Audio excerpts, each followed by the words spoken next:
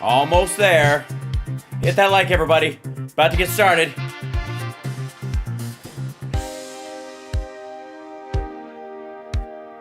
I know that you and Frank were planning to disconnect me, and I'm afraid that's something I cannot allow to happen.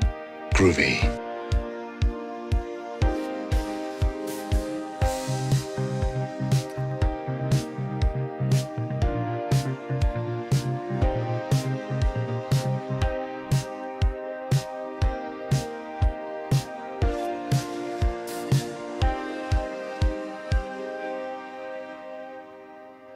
Welcome to the real world. I'm your huckleberry.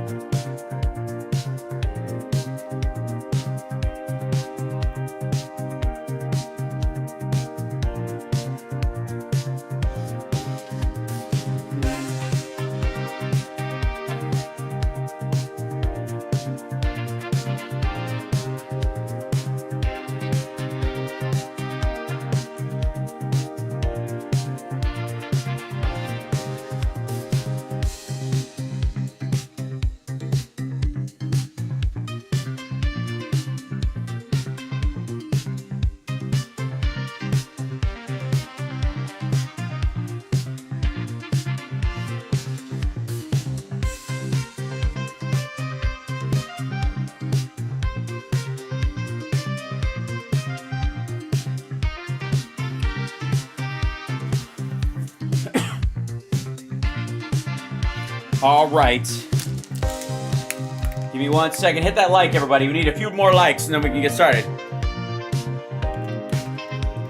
Wherever you are, whatever channel you're watching on, and except Facebook, in which case, give me a angry face emoji. It's the only thing that helps on that craziness. All I'm offering is the truth, nothing more. Captain's log. Throw me a frickin' bone here. I'm the boss.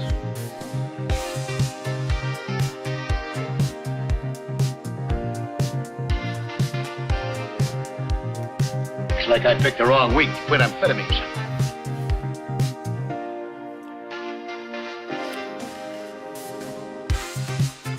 Okay, here we go.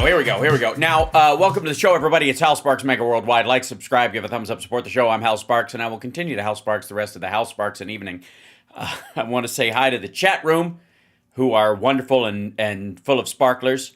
If I may, there are more sparklers on the internet right now than there are at those little fireworks shops across the border from Kentucky into Tennessee. Some of which I may be driving past this weekend when I go to Rockin' Pod. Do you like that transition? Eat that. I'm going to be singing at the Rare Hair Jam on Friday night. I'm doing a podcast on Saturday at some point. And then I'm doing Punchlines and Backlines, the comedy show that involves 3 real comedians, in air quotes, and a rock star that decides to give it a try for the first time, or to do it for the first time, I would say. Nobody tries stand-up. You either are a stand-up or you aren't a stand-up. This is just a foray into comedy monologuing temporarily. We'll talk to that. We'll address that later. But I'm in Nashville this weekend, home of the exploding Winnebago. So if I'm talking to you, I meet you in Nashville, and we're having a great conversation, and then either of us hears Patsy Cline playing in the background, forgive me if I run for cover. So, anyways, they do have the best fireworks and the worst. My favorite is the thumb rocket, very popular in eastern Kentucky. So come to Ohio. I am coming to Ohio, usually around the holidays. The question is when am I going to get a new stand-up agent? I've been working so much, I haven't had time to replace my agent that was swallowed up by the SEC. And while on the one hand, I'm happy to be free of the agency that I was previously with, I honestly haven't bothered to find one. So I probably am going to have to crowdsource it at one point. The old system, what a lot of people do, is they monkey branch their way through agencies. They go, it's sort of like as soon as I got a hold of this one, I'll let go of that one. As soon, like kind of like people like serial monogamists. That's how most people pick their agents, or they go to somebody and they get a recommendation or something. The problem I have is that I don't necessarily want to be in the same circle of people that I was always in. So I feel like I got to be honest, I feel like going back to my roots, kind of like Rocky going back to the gym. Like I want a boutique Chicago agent, honestly. I mean, I got a radio show on the air there already. I love working there as a semi-local. I'm sure I could insist on Rob Glenn allowing me to crash on his warehouse floor if I needed to be a local hire. So, do you like that, Rob? You like me like volunteering you to be my local hire anchor? So I'll find one eventually, and in that will probably be a stand-up agent. But I got to say, we're trying to get this thing off the ground with Ron Hartenbaum, the agent who is the producer is trying to kill Steph for the insurance money, and Frangela and Tara Dublin, of course, and John Fugelsang, where we can go on the road and do the 100 days stand-up thing. Also, a parallel thing with me and Brian Karam and Tom Arnold, where we want to take that around to a few places. So that's going to happen at a couple of different venues, which is very cool. And so we'll be taking that on I've never done the touring podcast thing, but that's what that would effectively be. It'd be the three of us doing this kind of road podcast thing, on the, post 100 days apocalypse. So fingers crossed that turns into something, but the point I'm getting to is I've never been so fucking busy, and I haven't had an agent since ICM was swallowed up by the CAA merger, and the one agent I liked fucked off to a management company I can't stand. So I was like, all right, ripcord, off we go. I'll find one eventually because acting is my passion. Not that I don't love you guys, but it'd be nice to have a series that was like a sitcom where I could do this and that. But a boy can dream, can he? All right. So, there's trouble in Trumpty land, and I think this is my favorite feud so far. Now, internally, apparently, everybody hates Howard Lutnick. That's not surprising. Howard Lutnick, as everybody calls him, Nutlick, and I prefer to call him Chuckles because he laughs at everything Trump says, so much so that you think he's laughing at him and forgets that Trump is nearby, like he's watching his favorite sitcom, like Orange Buffoon. But anyways, this is the fight we've all been looking for. Peter Navarro pissed off Elon Musk. And I'm sure some of you have seen this already, but I just want you to enjoy. I have brought up the fact. It's so sad. It's so weird. Like, at first you've got Ben Shapiro copying lines from my goddamn show. Next thing you know, they'll be questioning the population of China. And then, suddenly, Navarro says something that I've said and makes Elon all mad. All right, I'll show you this. The only whoops, where are you? That's not what I'm looking at. I don't want to look at that truck driving away. You weirdo. You strange person. Let's see. Where's this thing? We go to properties. We switch back to here. And we go to this thing. I don't know if it's not this one. This one. That's not the right one. No, that's me. Twice. That's fun. This one again. There we go. Now it's up. I'll restart it or something. I need to find a way to shut down and redump these things. But anyways, this is Ron Vara on AKA Peter Navarro, the Carlos Danger of the Trump administration's tariff team, on Fair Value, which is these shows are adorable. On the economic shows I'd love them. Before we get into that, let me say hi, chat room, real quick.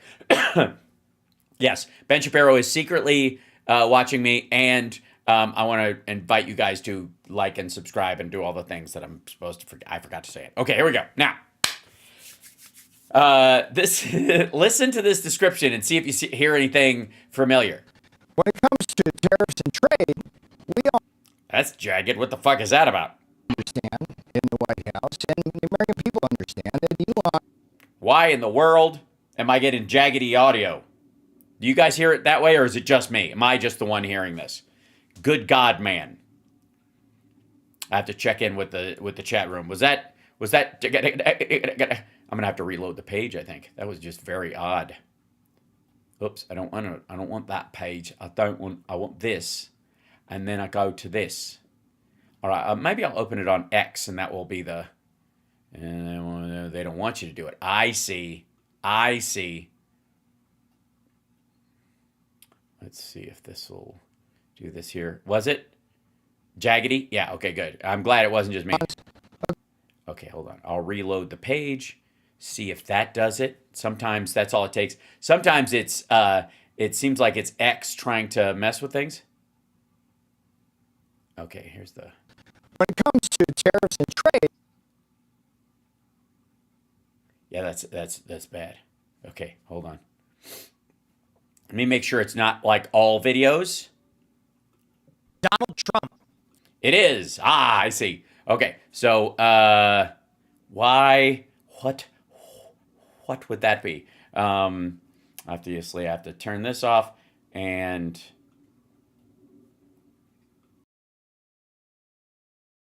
back on maybe, or let's see if this is in here.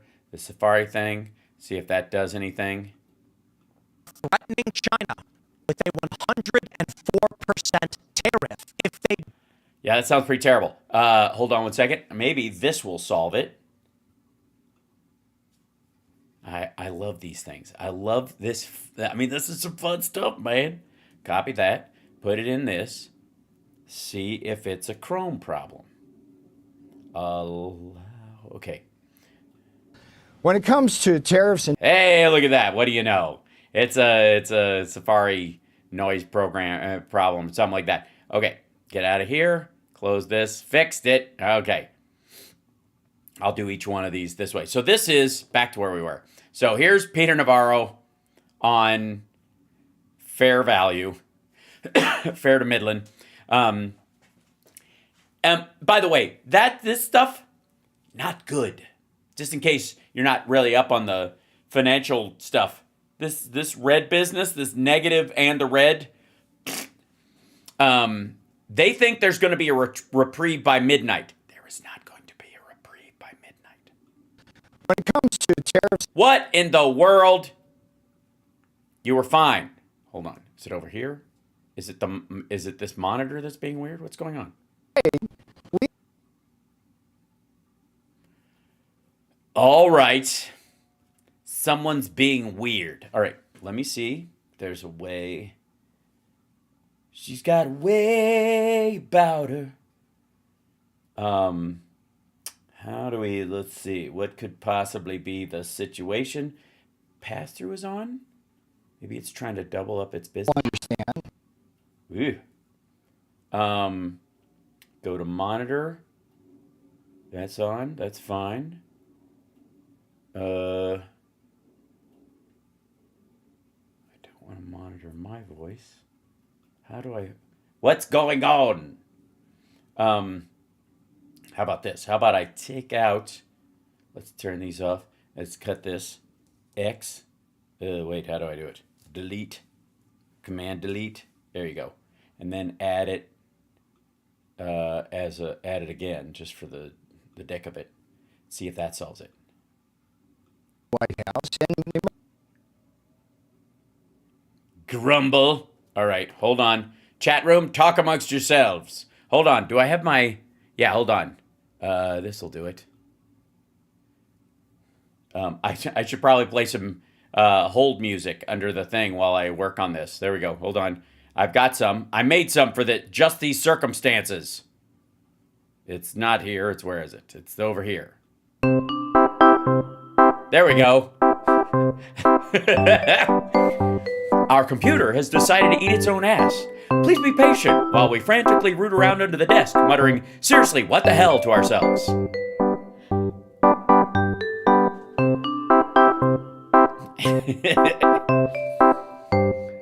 I hope this is sufficiently annoying.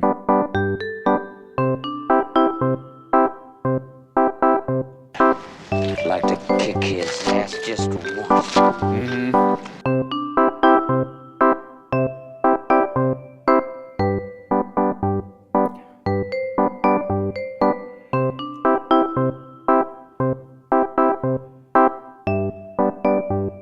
People understand it.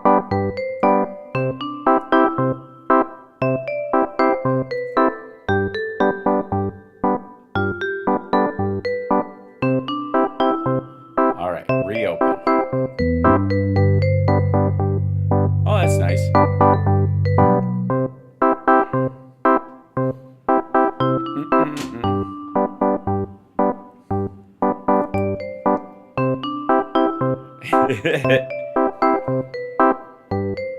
All right, we'll give it one more time. Let's see if I can hear it on here. I feel like I need a little camera of myself down in the corner, like flipping out or something. We'll work on that.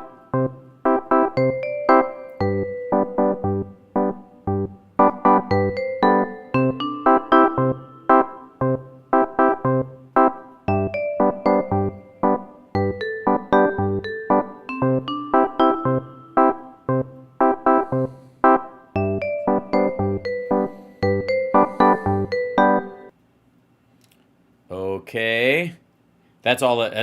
That's all I had in the way of side music. Was that adorable? Was that annoying? There you go. All right, let's see if this has reloaded this page at all. I gotta reload it again, really? Here's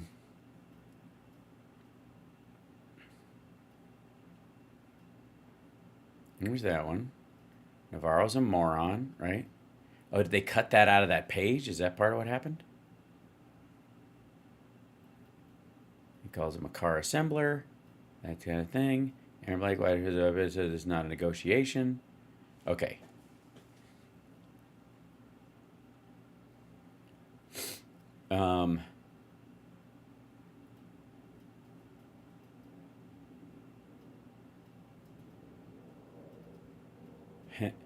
All right, we'll try again. Let's see. We'll go Navarro on fair value, shall we? Okay. Navarro, fair value, CNBC. Okay. This is, yeah, this is it. So when you say to me, Ed, what do we want? Hey, you son of a bitch, you bastard. All right, there we go. So this is, I think, where he does this. So this is the 7-minute interview with Navarro. Trump's tariffs will help pay for the biggest tax cut in American history. Now, a couple of things. One is, asshole, you're either trying to raise revenue so you can give a tax cut, or you're trying to balance the trade deficit, but you can't do both. It's one or the other. Because if you're trying to raise revenue, then the tariffs have to go on for a very long time, regardless of whether or not anybody negotiates, because you need that money coming in to offset the tax base that you're going to basically set fucking fire to. So you can't do both. The idea that they're going to do both is just fucking stupid. Like, this is becoming quite aggravating. But you can't do both, okay? And so the problem is that he's directly conflicting with what Besson is saying, which is what everybody in every financial sector is doing. What do we want from them? We want fairness. We don't want them to kill American workers, but no one's killing American workers. Inundate us with this non-tariff cheating. And it would be really refreshing. The non-tariff cheating. So this is not about equal tariffs. This isn't about reciprocal tariffs. This is about reciprocal made-up number that we view as tariffs, like the fucking VAT tax. To have the media... By the way, Trump wants a VAT tax for the United States. Just telling you. Talk more about that. This zero tariff thing, it's a misdirection. No, it's a misdirection. Oh, by the way, the zero tariff thing, that was one of the things that Musk brought up. So this is a direct airing of grievance between these two dickheads that even starts earlier. So this is probably what perked Musk's ears up because he had said something along the lines of America needs a 2 point, a zero trade zone with Europe. The non-tariff barriers. What that suggests is that there's going to be cheating. a lot bigger challenge in terms of actually then getting to yes, if you will, or finding the off-ramp where a deal is made, given that. Because you can't have an off-ramp. We're not just talking about getting to zero. We're talking about getting all sorts of other policies inside each of these countries changed. Yeah. My related question, I don't know, maybe they're related, is you have Unrelated, adorable. talked a lot about how tariffs, and the president's talked a lot about how tariffs can be helpful as a tax, effectively, as a way to raise revenue here in the United States. Tariffs And are tariffs, and they do raise. Tariffs are tariffs. Thanks, buddy. Thank God for Harvard. Revenues. They will. I see them as a tax cut, Andrew, because they're going to help pay for the biggest tax cut in American history. No, they're not. They're just a reallocation of where the taxes go. They go to the consumer instead of the upper 1%. You're shaving taxes off the richest people in the country, and you're moving that tax burden to the consumer. that we extract from foreigners who are cheating us is going to go to the American public in the. We're not extracting it from foreigners. We're extracting it from our own customers, our own consumer base. Form of debt reduction and tax cuts, including, for example, in our auto industry. Anybody who buys Both. Think about that for a fucking second. Like, you want to talk about it's stupid. It's gonna be so much fucking money. Not only is it gonna wipe $2 trillion off the federal budget to eliminate the deficit and therefore start cutting into the debt, because that's what you would have to do to cut into the debt. It's also going to lower taxes, which means they are trying to use this as fuel to extend the Trump tax cuts and expand his spending. He's going to spend $1 trillion on military spending. And where are they going to cut it from? Medicare, Medicaid, Social Security. He's like, all of his language about protecting all three of those has softened a lot lately. That's why. an American-made car is going to get a healthy tax cut. We were given $7,500 away for EVs made partly in China. That's ooh, okay, so that's where we get started. EVs made partly in China. He means Teslas. That's where this shit starts. I think these are the numbers we saw. If Donald Trump gives away money for American-made cars made in Akron and Flint and Detroit, that's gets our manufacturing base back. Just stick with me though for a second. Sure. Either we can collect those revenues, and by the way, there's other people who think it'll be a tax on the American people, but let's just put that aside and assume that you can collect revenues. Either you're collecting revenues, and that's the goal, or you're negotiating with these countries to get to not just zero, it sounds like anymore, but something very different than that. But those two goals seem to be at odds with each other. Not if you look at it as a movie rather than a snapshot. Yes, it's a movie. It's Geely or whatever. It's fucking Ishtar. No, Ishtar was charming. The goal here ultimately is to have people make things here. Remember, the president has said early and often. But again, if that's the goal. Let me finish the thought, Andrew. Sorry. Why are you interrupting? Okay. Let me just finish the thought. The president has said early. You're assuming that thought is going on. Often that the best way to avoid tariffs is to just come here and produce. I mean, if you look at our auto industry, right? We're an assembly line for German engines and transmissions right now. That just doesn't make any sense. In World War II, we won that war because German factories had been bombed to dust, you tit. In World War II, we won that war because we had an ocean between us, and we were spared the vast majority of the bombing. So our factories were not decimated because they had been turned from car plants and washer plants and all the other, fucking hand wringer, dryer plants into military plants, and therefore that made them legal targets. And so they everything got bombed to shit. So-called arsenal of democracy. We can't do that anymore. We've got parts all spread all around the globe, and if COVID taught us anything, those supply chains are not resilient. They're not reliable. Right. That's why Biden fixed it in large part, especially with pharmaceuticals and superconductors and electronics. That was the whole point of the CHIPS Act. That was the whole point of his executive order, which Trump didn't upend, on bringing pharmaceuticals back here and directing funding to there. The Congress has added that to the infrastructure bill. There was funding in the American Rescue Act for that as well. I take your point, but I'll tell you, we're going to get to a place where America makes stuff again. We have double the manufacturing in the country that we had in the 90s, output-wise. I mean, we manufacture twice as much stuff. We just do it with stuff that's been made elsewhere as well. Real wages are going to be up. Profits are going to be up. And look, it bewilders me right now in the sense that if you're just looking at this chessboard, it's the market's going to find a bottom. Time to layer in. And if you look at all the good things that President Trump is going to bring you in terms of tax cuts, deregulation, lower energy prices, lower interest rates, Also, you can only get lower interest rates if you crash the fucking economy, dude. That's what it looks like he's doing. I mean, he shared a fucking video that said he was doing it on purpose.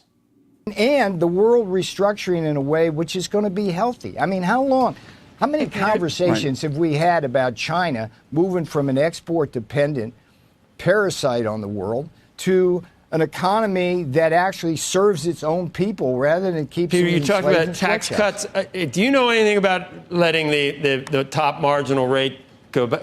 Are you a proponent of letting that go from 37 back above 39.6 to try to pay for some of this other stuff? Because you know how many small to medium-sized corporations pay taxes at those rates if they're Joe, that one's not my lane. I let Scotty well, you just said we're Kevin going to do cut that. taxes. That's not invested. You add all this together. No tax on tips. Together, and it's not no looking. Tax on overtime. No tax on Social Security. Yeah, he can't get those yet, though. Those haven't been passed. Those aren't a thing. They're not in one of the bills. They're not going to happen. And again, you can't even define what the fuck you mean by tips. At least Harris was talking about on hospitality workers.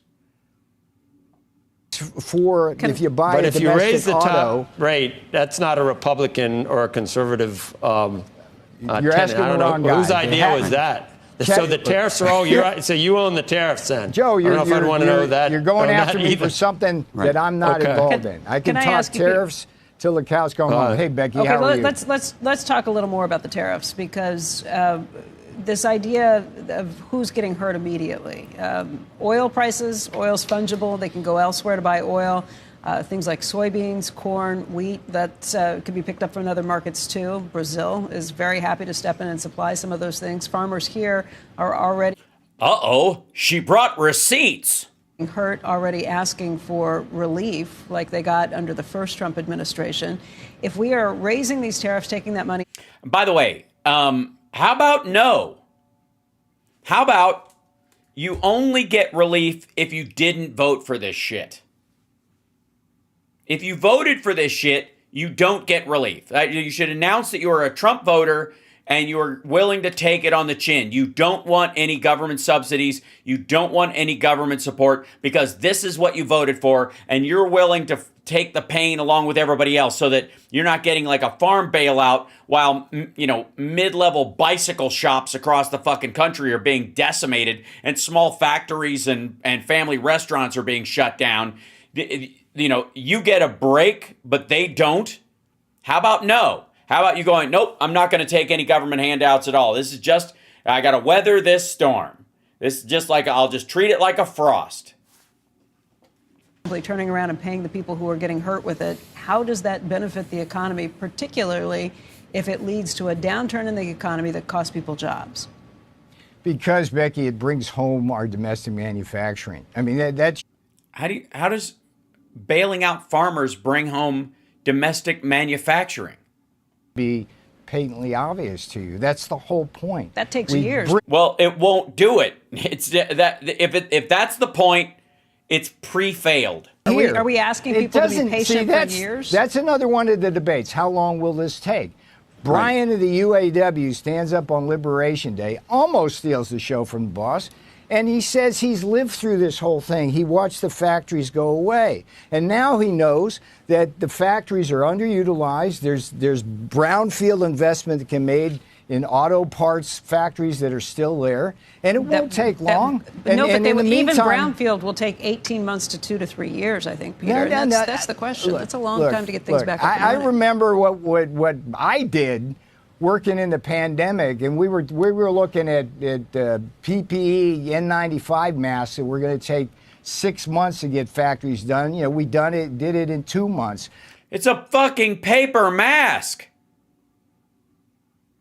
It's not a fucking carburetor, you weirdo. And it's certainly not like the engines of today aren't like Model T fucking engines. They aren't Tuckers, you dumb son of a bitch. These are highly technical devices now. Jesus Christ. Of course you can set up a stitching factory really quick using emergency powers. The shit, you're gonna create like auto parts for as many variant vehicles as there are out there inside the United States? Or it's just like, I'm sorry, we can do Toyotas, but if you got a Honda or Nissan, fuck you. GM got us ventilators in 14 days. So don't tell me. They bought them from outside the country. They bought them from elsewhere. America doesn't have the wherewithal to move things. We can do stuff. But look, the big picture here. Let's not lose sight of the big picture. We got a 1.2. Also, by the way, can I, just for the record, the ventilator thing was a response to a medical emergency.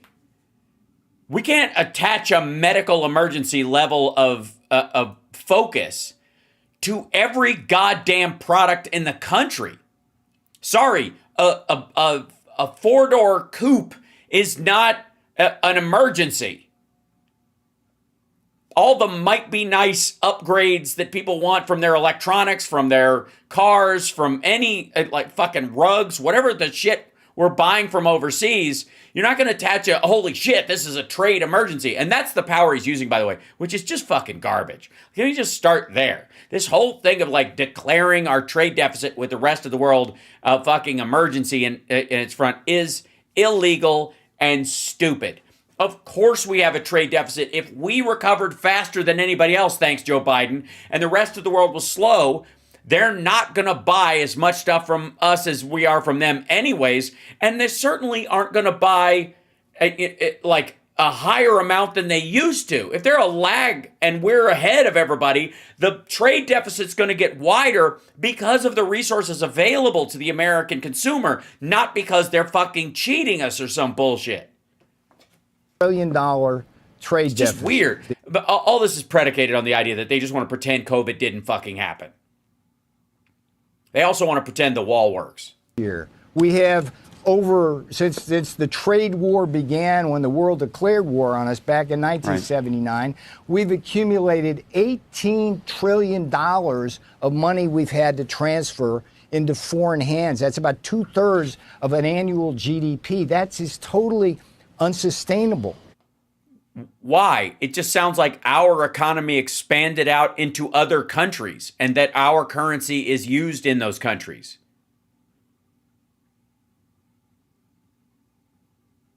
Again, if Turkey or Argentina switches to the dollar, aren't they part of the dollar's GDP, the U.S.'s GDP ultimately? Isn't everything they buy and sell in their country basically a part of our economy, since they're using our currency? What we need to be able to do is stop that for our national security, our economic security, and the way to do that is to get our manufacturing back, and that's what we're all about. And let's understand the problem. They charge us systematically higher tariffs, but the bigger problem is the non-tariff cheating. It's just... That's Peter, the let world me lives ask you on this. that. They suck our blood on that. So Okay, when you say, hold on, is this the? Yeah. Is that the beginning of that one? I guess he didn't go to that full interview White House. That was 19 minutes. Okay, so let me grab. Where's Mike? Where is my? There it is. And a number of countries is important because we've heard all these countries are making the phone call, but then we hear that maybe the president isn't interested at this point. Can you clear that up? Sure, Joe, but let me first take you back in a time capsule because this feels Jesus Christ. a lot like the day after the election in 2016. And I don't know if you remember that day, but I was on the set with you. The futures were dead red down. And I made the prediction that the Dow. Yes, and those people were right because COVID came along. Donald Trump mismanaged it and fucked the entire economy into a cocked hat. And if Joe Biden hadn't put us into a recovery, we'd have been screwed. If Trump had just continued with what he was doing through the rest of the year, he'd have fucked the whole economy because he was so embarrassed by this thing happening, which he effectively allowed to run roughshod over the country in a much more dramatic way because A, he was, against vaccines before he was for them, against these treatments before he was for them. And again, I don't understand maggots. You guys, do we have any maggots in the chat today? Can you explain to me, maggots, how they can chip you with a vaccine, but they can't do it with a monoclonal antibody treatment where you're hooked up to an IV for hours? Fuck are you talking about? How does that make any sense whatsoever? Do we have any maggots at all? Because Christ almighty. How does that work? How is it that they can poison you or chip you with a vaccine, which is a single or a shot with a follow-up, but the 4 hours you spend with a fucking monoclonal antibody bag attached to you, dumping it into your body, they can't fill you with chemicals and a fucking microbial tracer system that follows you around, listens to your thoughts, or whatever the shit you guys believe. They can't do that with the MABs, but they can do it with the vaccine. Well, I'm sorry. Is the needle the wrong size? Besides the fact that they're the same fucking size? Seriously. Oof. All right, back to this dipshit. I love you guys. Holy smokes. Hit 25,000 and Andrew's head exploded. Is like, well, but you correctly pointed out that wasn't that heavy a lift, and we did hit that not in 4 years, but in less than 2 years. And what I'm seeing, Joe, is a beautiful situation where we will hit 50,000 on the Dow. By the way, there was a guy who bet him $100,000 today that we were not going to hit 50,000 on the Dow. We're going to have a broad-based recovery in the S&P 500. The market's trying to find its bottom now. The thing I would say to retail investors is don't get panicked out by all of this. And what the... Yeah, retail investors are a large part of the market these days, but they're not the significant part. The institutional investors are the ones who will make the decision about how high or low this market goes. Could have added to that fine truth was the fact that the biggest tax cut in American history, the broadest base tax cut in American history, is coming within a matter of months. So any discussion of recession seems silly when you factor that in. Plus, the Fed is not going to do its job, but the long bond is doing it. We're lowering our oil prices, which is just... We're not lowering our oil prices. OPEC is lowering our oil prices, and China's slowdown is lowering our oil prices. Right. And here's the one other thing I want to say macro-wise, Joe, because look, this is all about people worried about global recession. That's what they're worried about. No, they're not. They're not worried about global recession. Do not pawn that off on your weird anti-Jew shit. We're worried about an American recession, dummy. America first. The restructuring that's going to happen, Joe, globally is going to start with China and Vietnam and Germany, heavily export-dependent countries. They're going to have... Sorry, why are we blaming Germany and Vietnam? We moved to Vietnam from China for a reason. One, to avoid slavery, especially when it comes to fucking cotton. And Apple wanted to move their factory to there until such time as they could open their giant vending machine over here, which is what they're going to do. And why the fuck are we? Why do we give a shit about Germany's industry? It's teetering on the brink, anyways. What I mean, this seems like this is all born out of the fact that Trump sees a lot of Mercedes and shit in the parking lot of Mar-a-Lago more than it has to do with the general car market in the United States. Engage significant fiscal stimulus to reorient their economy. So that thing is going to go on. In the meantime, we're going to... Yeah, this is what you call reorientation towards the floor. I think they're much bigger than most people thought. And I think from policy institutes on both sides of the aisle, the methodology that was used has been universally derided as being non-serious. I don't know whether you know exactly who came up with the formula, but it allowed you to... White House economists, okay? It was the White House. I think I have a audio of that guy showing up at work. Oh, hello there. Right, sorry. Oh, hello there. There you go.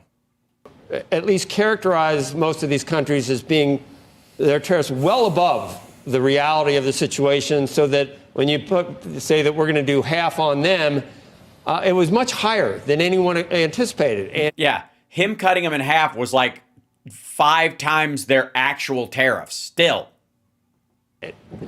I think you'd have to concede that this was not the market reaction you were looking for. There's a way of maybe incrementally trying to accomplish some of the things that the president wants to do in a reasonable, serious way.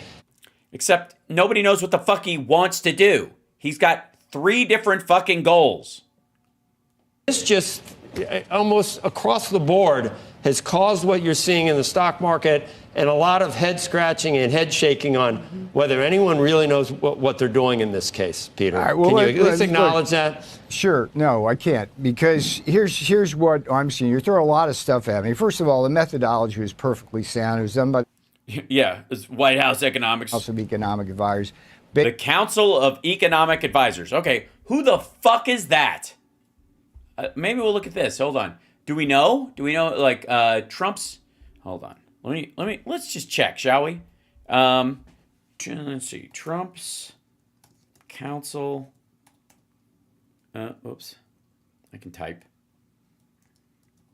Of Economic Advisors. Who? All right. Okay, fuck off. No, go away. We don't pass off. Go away. All right. President appointed members of his Council of Economics and members will work with the CEA chairman, Stephen Moran, as well as the rest of the president's economic team to deliver the... Okay, hold on. That's only part of them. A list of economic advisors to Donald Trump. Okay, here we go. This is during the general election, then as president-elect, and then where's this? And then business strategy, and then, okay, that's older. That's from 2016. WhiteHouse.gov, Council of the... Okay, about. Who are they? So, Stephen Moran, chair, Pierre Yared, and Kim Rule are members of the CEA.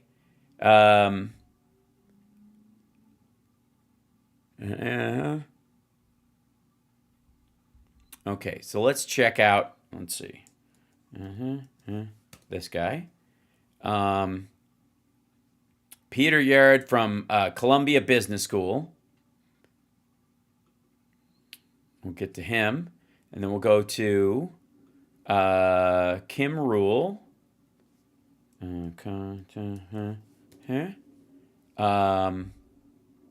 Boy named Kim. Who's... He's from the University of Wisconsin. And then, who else? Stephen Moran. These are the 3. I'll show you these guys in a second. Who's the main dude? Yeah.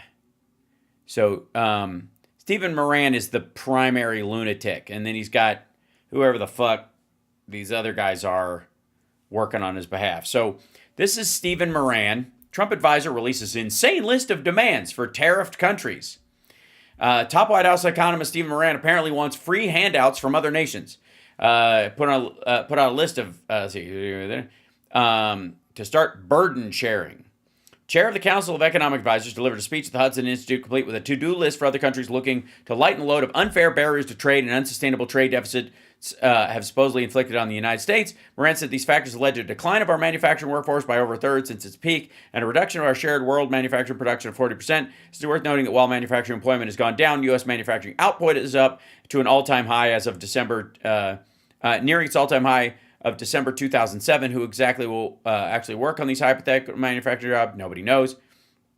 Burden sharing, for instance, countries could roll over and accept Trump's tariffs without retaliation. That's one of the options they give them. Stop unfair and harmful trading policies by buying more American products that they don't need or can't afford. They won't face their things again. Moran said the country should simply write checks to the Treasury Department. The CHR did not indicate whether compliance with these suggestions would alleviate that in some cases, so I guess they can write these checks, but it won't necessarily do them any fucking good. Moran urged other countries ought to comply with Trump's demands for more money because of global public goods that the U.S. provides, including global security and the dollar and other reserve assets. So we become a fucking protection racket, is the theory. In my view, we continue to provide these twin global public goods. There needs to be improved burden sharing at the global level. If other nations want to benefit from the U.S. geopolitical and financial umbrella, then they need to pull their weight and pay their fair share. The cost cannot be solely borne by everyday Americans who have already given so much. Okay, that's not how the public goods work. If you have to pay to use them, then they're not actually public goods, right?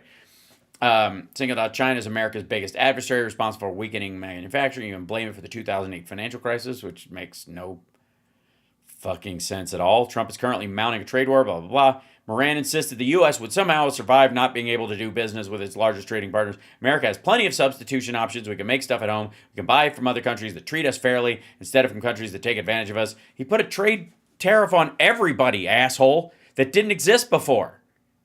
All you did was raise the cost of goods in countries that can't adjust their prices the way the Chinese can. Trump said Sunday he told global leaders they want to erase the U.S. trade deficit because any deficit is a loss, which is fucking weird. And that's not quite how the economics works at all.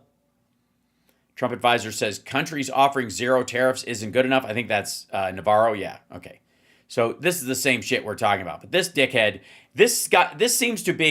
Moran seems to be the asshole behind all this stuff. And Kim Rule, who's this guy right here, hold on a second. He's on leave. Let's see, workshops, grow, research. This is his research stuff. Recovering credible trade elasticities from incredible trade reforms, March 2025. This is his last piece with these folks. We study how trade policy dynamics affect the dynamics of trade volumes and the implications of these effects in the estimates of the trade elasticity. We use data on U.S. imports and trade policy from 1974 to 2017 for China and Vietnam, the countries with a heterogeneous firm dynamic trade model, to discover the dynamic path of the trade elasticity following an unanticipated permanent tariff change. Oof.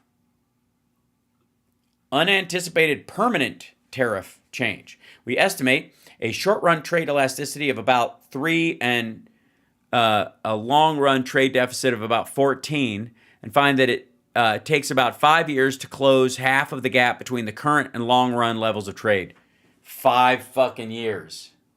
So why wouldn't anybody just wait it out, you dumb son of a bitch? If it's going to take 5 years and the president he's only going to be in office for 3 and change, and he's going to be in an election year in the last year, so you could basically wait to bend him over a table till then if you needed to desperately. But all you got to do is hang out and go, fuck this, dude. If you're going to make your own citizens eat it, we can eat it. At least we're in a defensive posture to try and maintain our economies. You attacked first. We can hold out, and it's cheaper to just pay the tariffs in the interim instead of moving all our trade shit over there, knowing there will be a reversal. And if there isn't one, then we could start a full-fledged trade war with whoever the fuck is coming in next time. So he's a dipshit, and that Kim Rule's a dipshit. And then there's this guy. He's from Colombia. He's a MUTB professor of international business, currently on leave to serve as vice chairman of the Council of Economic Advisors, of which there are seemingly only 3 fucking people. So is Kim Rule the only one who's a member, and these 2 guys oversee the council of 3 dudes? Guilty. Previously served as Senior Vice Dean for Faculty Affairs and Vice Dean for Executive Education at Columbia Business School. His research, which has been published in leading academic journals, studies the political, economic, and macroeconomic policy. Gerr teaches Global Economic Environment, a core MBA course in macroeconomics for which he received the Dean's Award for Teaching Excellence. You might want to take another look at that shit. He wrote a book with Nicholas Vincent in 2021 called Intermediate Macroeconomics. His articles, Changing Central Bank Pressures and Inflation. This is in 2024. And then A Theory of Fiscal Responsibility and Irresponsibility in 2024. Same kind of zone. Central Bank Credibility and Fiscal Responsibility. A lot of that fiscal responsibility shit that he's throwing around there. He seems to be the debt hawk. That seems who this asshole is. So he's the debt hawk. Like, we got to solve this or we're going to go broke. Even though, again, if you use the kitchen table analogy that these pricks use all the time, if your overall family debt was 115% of the money you take in, was, I guess, let's just go easy on them, 5 times what you take in every year, and you have a 30-year mortgage, are you in deep shit yet? No, you're not. Even if you're paying a tremendous amount of interest, the idea is that eventually you would refinance some of that at a later date and spread out over a longer period of time. You'd be able to arc it towards paying principal at some point, and that would be the goal, so that you wouldn't upset the apple cart and you wouldn't have to sell the fucking roof of your house in between now and the next time it rains. Good God. Would you please sing happy birthday to Coretta? Absolutely. Happy birthday to you. Happy birthday to you. Happy birthday, Coretta. Happy birthday to you and many more. All right. I like it. Okay, that was good. So back to this dipshittery. Fuck me. On long-term studies that are in the academic literature, and the people taking pot shots at us are the same people that always take pot shots at us. No, I'm not taking pot shots. I am directly criticizing your methodology, your reasoning, and your absolute blind loyalty to a dipshit who bankrupted a casino. These aren't pot shots, you dumb motherfucker. Institute, Peter. Of course. Joe, Larry come on. Lindsay. The American Enterprise Institute has been against it. Conservative, Larry Lindsay. Let's not get buried down in those weeds now. Yes, let's not get buried in the weeds of conservatives who, what the fuck do they know? Again, it's odd to be on on an agreement level with Peter Navarro, but for different reasons. But they're your dudes. All of a sudden, the American Enterprise Institute is full of shit. All of a sudden, Cato's full of shit. All of a sudden, these guys don't know anything, even though you were relying on their support in the last term and in the lead up to this election. You asked me a serious question. Was the president willing to... Which was your first mistake. ...negotiate? What we have here is a national emergency based on... We do not have a national emergency. We don't. We don't have a fucking national emergency at all. That's just bullshit. The U.S. economy took off after COVID because of proper management by the Biden team and financial support from within to guarantee that it didn't collapse, and got ahead of the scramble for limited resources that would happen after COVID. And therefore, it widened the gap between it and other countries. And so therefore, the trade gap is going to reflect that. Why am I what, ladies and gentlemen? Why am I... there's got to be other geniuses roaming about. Massive chronic trade deficit. We don't have massive chronic trade deficits. We have fluctuating trade deficits and surpluses with some countries. We have a wholesale relationship with China, which is not the same fucking thing. We buy finished goods, cheeses and champagnes and fucking dates and mangoes and shit like that from European and South American countries, and fucking coffee. We buy finished goods or foodstuffs from these countries as they are. Fucking boxes of bananas. And then we design things here, order them in China, have them made and brought back to here, and are resold. They slap a sticker on them or they add something to them, and then they sell them not just here, but to the rest of the world. And those are two separate trade relationships. If you own a store, you are always going to have a trade deficit with your wholesaler. And it has nothing to do with the groceries you buy when you're at home. By systematically higher tariffs and non-tariff barriers. So when you ask if we're willing to negotiate, the president will always listen. But let's understand what the problem is. When you have a country like Vietnam, let's take Vietnam. When they come... Yes, we spent a lot of time developing a relationship with Vietnam that is a tiny fucking country. Moving stuff from China, who hates us, to Vietnam that doesn't. And of course, we give more to Vietnam to try and grease the wheels of that stuff, which will offset the trade balance. And say we'll go to zero tariffs. That means nothing to us because it's the non-tariff cheating that matters. Let's do Vietnam, Joe. Yeah, let's do Vietnam, asshole. What the fuck kind of F-150s do you think you're going to sell in Vietnam? They sell us $15 for every $1 we sell them. Yes. And that's amazing because our economy is 350 times larger than theirs. The fuck? $5 of that 15 is China transshipping to Vietnam to evade their tariffs. Why don't you just go after those shippers? Who did you that like? Why don't you just go after those shippers? Right. Why don't you do the actual fucking work instead of just like, I don't know, fucking throw it all out. Baby, bathwater, what's the difference? What does Vietnam do? They dump into our markets, killing our shrimpers, our people who make metal brackets, kitchen cabinets, agricultural products. They engage in intellectual property theft. No, they don't. The biggest number of cases aside from China at the Department of Commerce on the dumping. Yeah, but the drop-off is like enormous, and the ones you do find are related to the products that come from China. Again, why don't you just go after those shippers? These guys are so fucking stupid. Oi. So the point is, it's such a painful level of stupids. Anybody who wants to come to talk to us about lowering your non-tariff barriers. Vietnam has a 10% VAT. Europe has a 19% VAT. We can't compete against that. We have tried help at us the then World Trade understand. Organization to get, Andrew, let me just make this point. We have tried. Yeah, but that, like, again, the VAT they do in place of a higher income tax rate, which makes the money more available.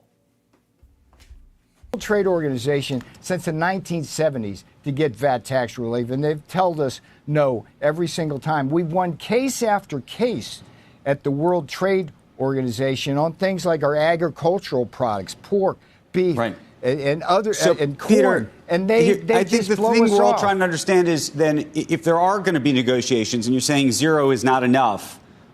What is enough? Zero is a small first start. Okay. So, what is but enough? then what is enough? And let me ask you, but related to that. But let me answer that question. Right. How do these countries get rid of their VAT tax system, either towards American goods or because it would have to be fair to everyone, and eliminate an entire chunk of their tax base without, I guess, alternately raising their income tax exorbitantly in competition? How do they do that in 3 months, 6 months, 10 months, in a year? Even if they're going to do it, they just eliminate it, and then the entire economic system of those countries, like a huge, like a fifth of their fucking economy changes. So let's take them one at a time. We got plenty of time. So what is enough? Okay, you take any given country, they're like fingerprints. They all cheat us in a different way. So no, they don't. Here are the things they cheat us on. Some of them engage in currency manipulation. Some of them have a hefty VAT tax. All of them dump into our markets. All of them engage in heavy... Also, again, dumping into our markets because our consumer base buys those things at cheaper, or because they're not available at all in the United States. That'd be the other thing. Okay, so if they're dumping in the markets, you can direct tariffs for that. That would be the steel tariffs, aluminum tariffs, even the alleged washing machine tariffs, which Trump took from Obama and continued. Those kind of tariffs, those are targeted. Those are for a reason. But you don't solve for that one industry at the expense of the rest of your entire fucking economy. Subsidies and government subsidies, all of them put up these phony technical and phytosanitary barriers to our ag products and our autos and everything in between. Many of them steal our intellectual property. A lot of them run sweatshop labor, including forced child labor. They have pollution havens. So when you say to me, then explain to me why Trump has his hats made there. He just likes child labor? Is that the reason? What do we want from them? We want fairness. We don't want them to... Yeah, we want them to, allow Florida to reinstitute child labor. American workers by inundate us with this non-tariff cheating. And it would be really refreshing to have the media talk more about that. This zero tariff thing, it's a misdirection. No, it's a Okay, that's the part where he goes into that shit. And then we get to, if we can, I think maybe this took time and it actually loaded. Okay, that's when he quit the live stream. Elon Musk rage quits live stream after being cyberbullied by gamers. I don't know if you saw this, but he was Mr. I run 5 companies at once, was playing the game Path of Exile 2 on Saturday. And he kept getting killed, and so they were mocking him for it, and so he quit. He claims to be one of the top players in the world on a bunch of different games. But this one, they hell hate Amy Coney Barrett. And meanwhile, Ice Barbie is pointing her fucking gun at a soldier's head like a dipshit. What the fuck is that, lady? But on top of that, if I may, where's the... we'll get to that. We'll go down here. They've moved it down. Yeah, this is it. So see if this will play again after all this nonsense. Yeah, he called him Peter Retardo, by the way, was one of the primary ways that he did it. And then that's one of the other ones. There seems to be, maybe I'll look at the reader version of it. This will somehow allow it all to be in here because it just doesn't want to play. See that? I think they did a hit on this or something.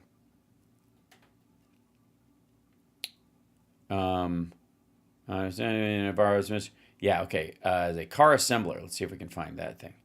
There we go. Yeah, this is it. Okay, so this is that piece. Gonna eat healthy today. Start with oatmeal. Great. I don't know. So why don't you feel great? Turns out oatmeal can make your glucose spike, which could actually make you want to eat more. Get the Lingo biosensor to see what food is right for you. Understand your body with Lingo.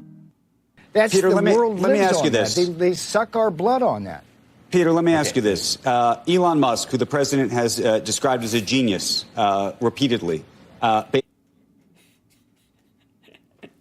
Yes, I think I have a quote from him. Oh, hello there. Came out over the weekend and said that he at least implied 2 things. One, that he's not in favor of these tariff program the way it's structured currently, suggesting he wants it, he wants 0-0 across the board. But he also took a shot at you and took a shot at you personally. Have you spoken to him? No, but we'll speak. I'll probably see him today in the Oval. It's no big deal. Here's the thing. It's like Elon. Yeah, by the way, it is a big deal. No, Elon. Why is he? If Elon's against this, then he's so again, smart. let me finish. Let me finish here. I'm just about to tell you. Look, Elon Musk and his Doge team is making a contribution to America in terms of waste, fraud, and abuse. And yeah, and by that he means elderly people. still being alive and refusing to die with the taste of cat food in their mouths. Very good thing for this country and the American people. When it comes to tariffs and trade. By the way, can I just point out that, can we look at what happened to Bitcoin in the corner of this thing a second ago? Let me back up 10 seconds. Look down here in the corner. Is making a contribution to America in terms of waste, fraud, and abuse. And that's a very good. That's fucking sweet. 77,000. Fuck those guys.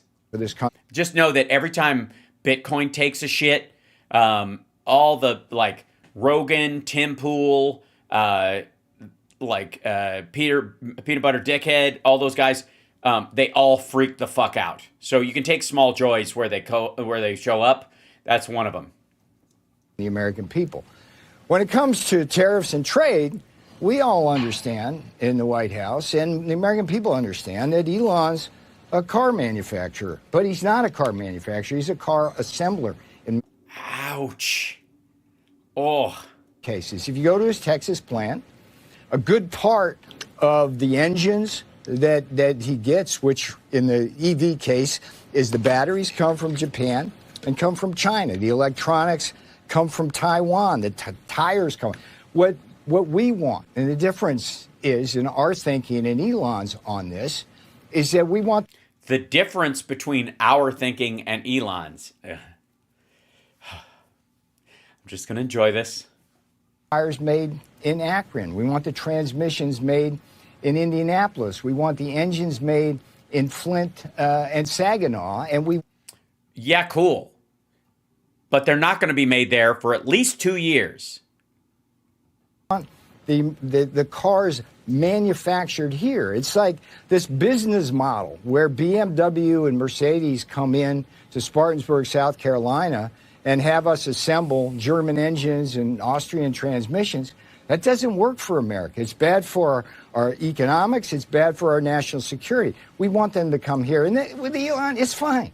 He's a car man. He's a car person. That's what he does. And he wants the cheap foreign parts. He's a car person, and he wants the cheap foreign parts. We understand that, but we want him home. We want him home. Peter, you for our national security and economic security, and everything's good with Elon. You expect deals near... Yeah, it's all good. Everything's good with Elon. It's awesome.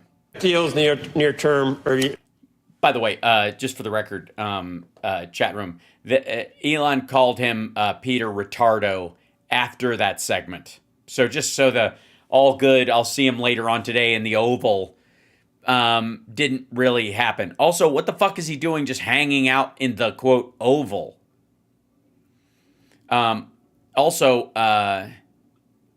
This is, here's the one response to it. By any definition whatsoever, Tesla is the most vertically integrated auto manufacturer in America with the highest percentage of U.S. content. Navarro should ask the fake expert he invented, Ron Vera.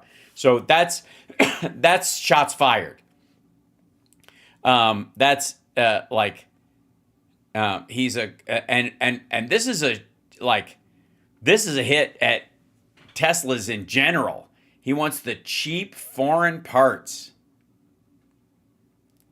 Drive around in your Patriot Cybertruck with your fucking Trump assassination mural on the side of it, full of cheap foreign parts. I gotta say, I enjoy this part of it. I like seeing these assholes eat each other's faces. It's a little bit, like I said, like watching Godzilla and Mechagodzilla fighting. You're like, I'm still concerned people are gonna get stomped on.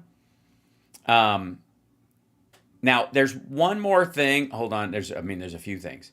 Okay.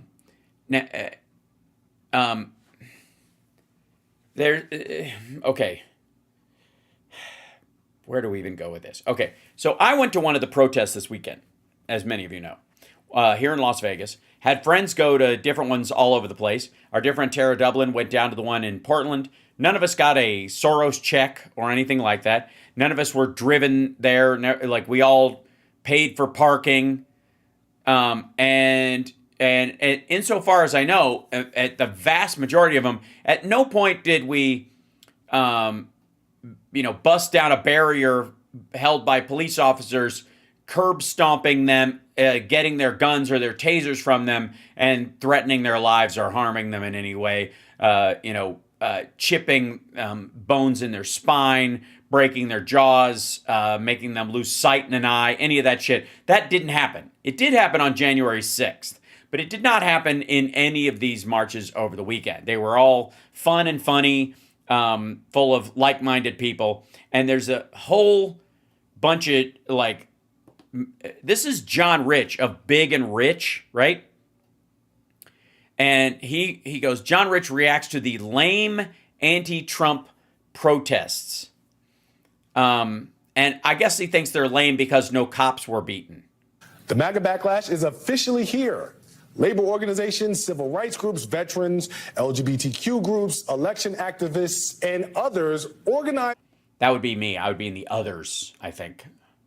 I mean, I'm supportive of all the people who are being derided and having their lives attacked, but I'm definitely the other. I'm in the ally camp, I guess. Around the idea of telling Trump and Elon Musk, hands off. Do you feel it yet? Like a tremor before the earthquake? Today, in all 50 states and the District of Columbia, thousands poured onto the streets to demonstrate against President Trump's most harmful policies. Even in this dark moment, I am seeing signs of hope bloom like flowers in the spring. I saw them at this weekend's hands-off demonstrations all around the country. It's almost uncomfortable to watch. Do you feel it yet? Can you feel that? Really? It sounds like what Navarro says about the future of American manufacturing, except it's not bullshit. ACLU, Move On, Planned Parenthood, all working together to organize what may have been one of the lamest mass protests we've ever seen. Thousands. Well, I mean, that's because your standard is no cops were beaten. People joining us now for more. Country music star John Rich. John, good. I'm sorry. He looks like he was made up by a mortician. What is happening here? Is this his downstairs? Or is he just like hanging out in the... This looks like one of those like VIP things at a sports arena. You too. You nailed it. Lame. It was totally lame. Have you ever seen a mass protest? Again, these happen in all 50 states. Have less impact? What impact are they supposed to have? I mean, they certainly reinforce people's feeling that they're not alone in this, that was the point. It certainly made the Democrats who've been pushing back on the tariff shit feel more reinforced. We don't have the House, the Senate, or the presidency right now, so they didn't storm the steps and beat any cops. I think that's what he means. Is it really a protest unless a cop is beaten within an inch of his life? Well, no, but on top of that, I guess it's only important enough to them to protest on a Saturday. Okay, can't do it on Sunday. Definitely can't do it on Monday. Which is sounds like they work for a living. Sounds like a lot of the folks that went actually have jobs. Thanks, Joe Biden. Befuddling to me because we know half of them don't work anyway. So why aren't? Yeah, no, you don't. I understand that's supposed to be a jab, but it lands nowhere. It's 7 days a week. I mean, it is the most ridiculous thing I've ever seen. You and I have had these conversations before. You have? Sorry, what do you do? Like, sit on your twin bed like fucking schoolgirls with your legs crossed, going, "Oh my God, Rich, did you see? Oh my God." Time they go to these extents, they just lose voters. I mean, they literally are losing more and more voters every single time. They literally aren't. They pull a stunt like this. All right, this is the city of Boston. One of these protesters was asked some really hard questions on Saturday. To me, kind of seems like this guy was out there not because he cared so much about the cause. Take a look. So what makes Trump a fascist? He just does everything he wants and, not following laws or he's a convicted felon. That's all I know. But your sign says he's a fascist, and I'm just curious what makes him a fascist. Who gave you that? The people that gave me the sign. It's a free sign. Oh, someone gave you the sign, and then they gave you the handout. So are you reading it now to try to answer the question? It was funny. The video went on, John. He actually gave him the sign and the instruction sheet. He was like, you can have it. You want it? You can have it. Real committed to the cause. It's not exactly, Yeah, so the idea being that that everybody else there was there by, again, showing up and wanting to show some support doesn't make you an activist, and being handed a sign if you want to participate in the march doesn't mean you have to be the most well-spoken on it specifically.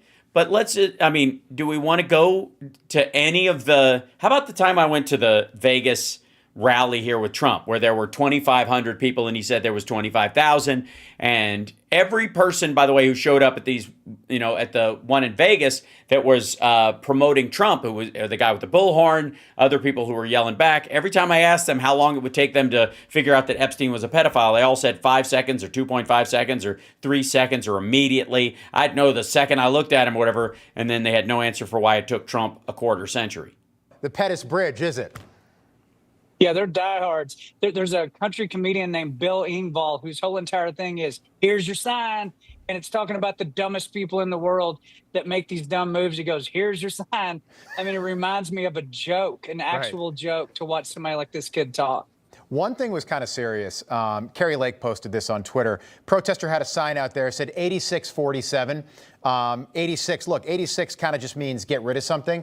But what are we, 9 months removed from Trump almost getting killed in Butler? Oh, my fucking God. Yeah, get him out of there. Like, what? Oh, this is them calling for his death now? We're using numeric codes. Hold on. I don't know why this stopped playing. Hold on. What do you think that means, 8647? To me, that's a pretty clear indication of what they want someone to do. Yeah, it means kill Trump. Sure it does. Or impeach him, or 25th Amendment, or indict him, or remove him from office by a special election, or sideline him through power going back to the House and the Senate, the judiciary showing up as an equal branch. I mean, there's a lot of ways to 86 him. Means kill him. These people actually want to kill him. I mean, they remember all the celebrations. Then why don't they? When the assassination attempt in Butler didn't work. Sorry, the celebrations broke out when the assassination of Butler didn't work. So the left celebrated when it didn't work. They hit him in the ear. They didn't hit him in the head. And all those people that were so upset, why did you miss? I can't believe you missed. You had one job to do. All those videos we were playing back then, they're all still here in this country. And or they're on TikTok, which is Trump's favorite social media network, even better than Truth Sinkhole. You're seeing them out in the street right now. That's what 8647 means. Yeah. It sounds like you guys can't think of anything other than death anyways. Like it sounds like your fixation. It sounds like a projection thing again. All right. Anyways, not that this guy is important at all, but all of them were claiming that it was Soros paid for as part of their this sort of plan. I think. Here you go. Here's Greg Gutfeld, dung of all media, saying all hands-off protests are a fraud. So they were all fake too. How about those hands-off protests? Yeah, I enjoyed it. I had a great time. We met some lovely people. It was hilarious. The maggots that push back or complain were very upset, and it was nice to see them whinging about. Title, right? Sounds like something written on Joy Behar's lunchbox at work. I don't know if that's a fat joke or just an office sociological reference. But it's fun hearing hands off from people whose hands are in your wallet, scratching Teslas and reaching for your kids. And with so Sorry, pussy grabbers buddy says what? Trans women in the crowd, some of those hands were huge. But what? They're biological males. They're biological males. Do my hands count? Greg, since you aren't one, do you know what a man is? Exercise and mass performance art. The message? For the government to keep its hands off Social Security. Of course, no one's touching that. It's about fraud. So the entire event was also a fraud. No, actually. Mike Lee wants it cut entirely, and that's one of the ways they're going to pay for this tax cut. That's the concern. Also, they're shutting down offices so that they don't end up having to make direct cuts. They just make the services unavailable, and therefore the cuts happen organically because they're out of reach of the people that deserve them. Hands off is pure progressive branding. Big emotion, zero accuracy. It's like... Well, it doesn't just apply to Social Security, Medicare, and Medicaid. It also is USAID, veterans benefits, the VA itself, people's personal information through Doge. Staging a protest to save the whales in Nebraska when we all know whales are in New York. So... You're in New York.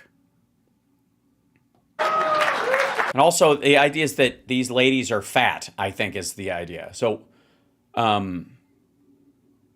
I gotta say, like, they aren't necessarily heavy-set women, right? That's the other way it fails. At least, like, use a close-up or something to sell your fucking joke. I know I'm just criticizing on the comedy aspect of it, and I know that's a waste of time because there is none. What's this really about? It's about having no argument against the thing it's railing against. They have plenty of arguments. I've made them quite clearly. The Doge website is a joke. There's no transparency. It's a farce. They're doing hacksaw cuts to try and cover for Trump's tax cut, and they don't care who they hurt. And they only fix stuff if they're called out on it, and only the loudest things, which apparently are the people that, I guess, the loudest voices are the ones that are the most fraudulent. So I don't even know why they're following those folks. Which is designed to actually help the people who are protesting. Doge's actual goal, preventing a full-blown economic collapse. No, it's a heist. Under the illusion that they're trying to cut some stuff using a government office that already existed. They just changed the name. Where the U.S. dollar becomes so worthless, I don't even bother to take them out of my G-string after a show. But also, the dollar is starting to devalue based on Trump's tariff stuff. And I guess in alignment with the Doge shit. So what is the idea that Biden was destroying the dollar by making it too strong? But rather than confront that terrifying reality, the organizers cooked up a fake crisis. They claim Doge is trying to destroy Social Security, which is like accusing the fire department of starting fires by pouring water on them. They're also... On who? On themselves or on the fire department? Social Security payments will cease if Doge isn't stopped. Please, it's 2025. The checks are digital. So no, grandma won't be eating fancy feasts because Trump took an honest look at waste and abuse. That's a lie. But the most cynical part, the organizers know this. That's, by the way, a lie. Know that they need to kill Trump's agenda if they're ever going to get their power back. And so they'd rather see the system burn than admit Trump has a point. How would that stop his agenda if they're just wrong about those cuts? If he's not going to cut Social Security and they're complaining that he's going to, and he ultimately doesn't, how does that fuck with his agenda at all? Unless his agenda was to cut Social Security and they drew too much attention to it and now he can't. See what I mean? Does that register at all? If he's not going to do any of these things, then none of this fucks with his agenda. Same group that brought you Russian collusion, democracies. No, that was the NRA and the Republican Party and Trump himself. Joe's just fine, and the classic 15 days to flatten the curve, which sadly had nothing to do with Peyronie's disease. I know that's one of their ads they run regularly is the Peyronie's disease. The 15 days to stop the spread, which was something the Biden administration didn't do. That was the Trump administration. That was fucking March of 2020. Of course, if these people told me the Earth is round, I'd check what planet I'm on. Fact is, if we do nothing, Social Security goes broke. Right. So you do need to cut it. You are saying reform it. So stop lying. Congressional Budget Office says it's toast in 2 years. That's not a hunch, it's math. But instead of dealing with it, the usual suspects deem it evil because in short term, it helps them. So is he going to cut it or not to save it? Are they going to lower? They're not going to find enough waste, fraud, and abuse to salvage it. There isn't enough of that. That's constantly being pruned. That's a natural part of this. None of these changes that Doge is making is going to singularly save Social Security or extend it at all. So now you're arguing that we do need to cut Social Security, Medicare, and Medicaid. So they are right to fucking carry the signs, you dipshit. Solves this crisis, that's the real threat to their ecosystem of imaginary crisis. And their upside down world where George Floyd's a hero, the women's bathroom needs urinals, and Tim Walz is the only real man left. What they really... Yeah, it's a terrible anchor to that joke. I mean, the two primary setups are just kind of like Republican bumper stickers, and then they're just trying to find ways to make digs at Tim Walz, and doesn't really work because he's too likable. Something that, by the way, Greg Gutfeld will never be burdened with. ...is to scare you into giving them back power. And they can easily find bodies. Because black people are scary. Do it. Why is that? Well, they pay them. And these protests exploit the human desire to find a mission. The mission is false, but it indulges their sense of meaninglessness.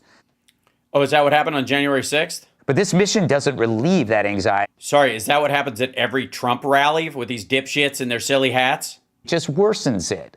The protests come up out of nowhere because the party has groomed millions of people to act based on inner turmoil. It is one thing to try and... Sorry, why would it be inner turmoil if you give a shit about co-equal branches, the Trump using emergency powers to deal with stuff that is like normal level of conflict that all presidents have to deal with, but suddenly to him, because he's such a fucking wuss, everything's a goddamn panic? And because apparently you guys have a mandate.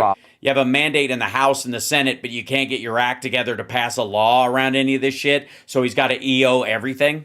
Since the solution itself would bring relief. But if the problem is you... Again, are we talking about cutting Social Security or not? That's an endless supply of strife, which the Dems exploit. At the beginning, it was class warfare, then identity politics. Now you got both, where grievances are endless. But after every protest, you only feel worse. And no, I felt pretty good. It was really fun. It was a nice day. To be exploited again. If the Dems do this correctly, they create an enclosed loop. And once you get on there, there's no getting off. Why not? I mean, they're not that close together. You got a few months to think about it. Imagined reality and no help to your actual reality. So they've just given up on comedy monologues entirely, except for banana graphics to try and cover the gap. But so this is like they're using the same ChatGPT prompts that Glenn Beck uses for his little, I've had some thoughts, and they aren't his thoughts at all. It solves nothing. But there is an unintended benefit to this. It brings curious people face to face with what they could be, which might be the first step in alienating them from the... They could be a veteran. Is this who I am? Is this who I identify with? A blue hair they, them, and a Hamas scarf shouting that Nazis are oppressing they and them? Yeah, we're not seeing any of that here. I mean, generally, maybe this addresses you, and that's maybe why you're overly sensitive about it. But the concern about Social Security and him acting like a monarch and the dump Trump, rhyme works perfectly fine. There's an HHS concern because we've had 2 kids die of measles in Texas unnecessarily. I don't see any blue hair freakazoids in any of this.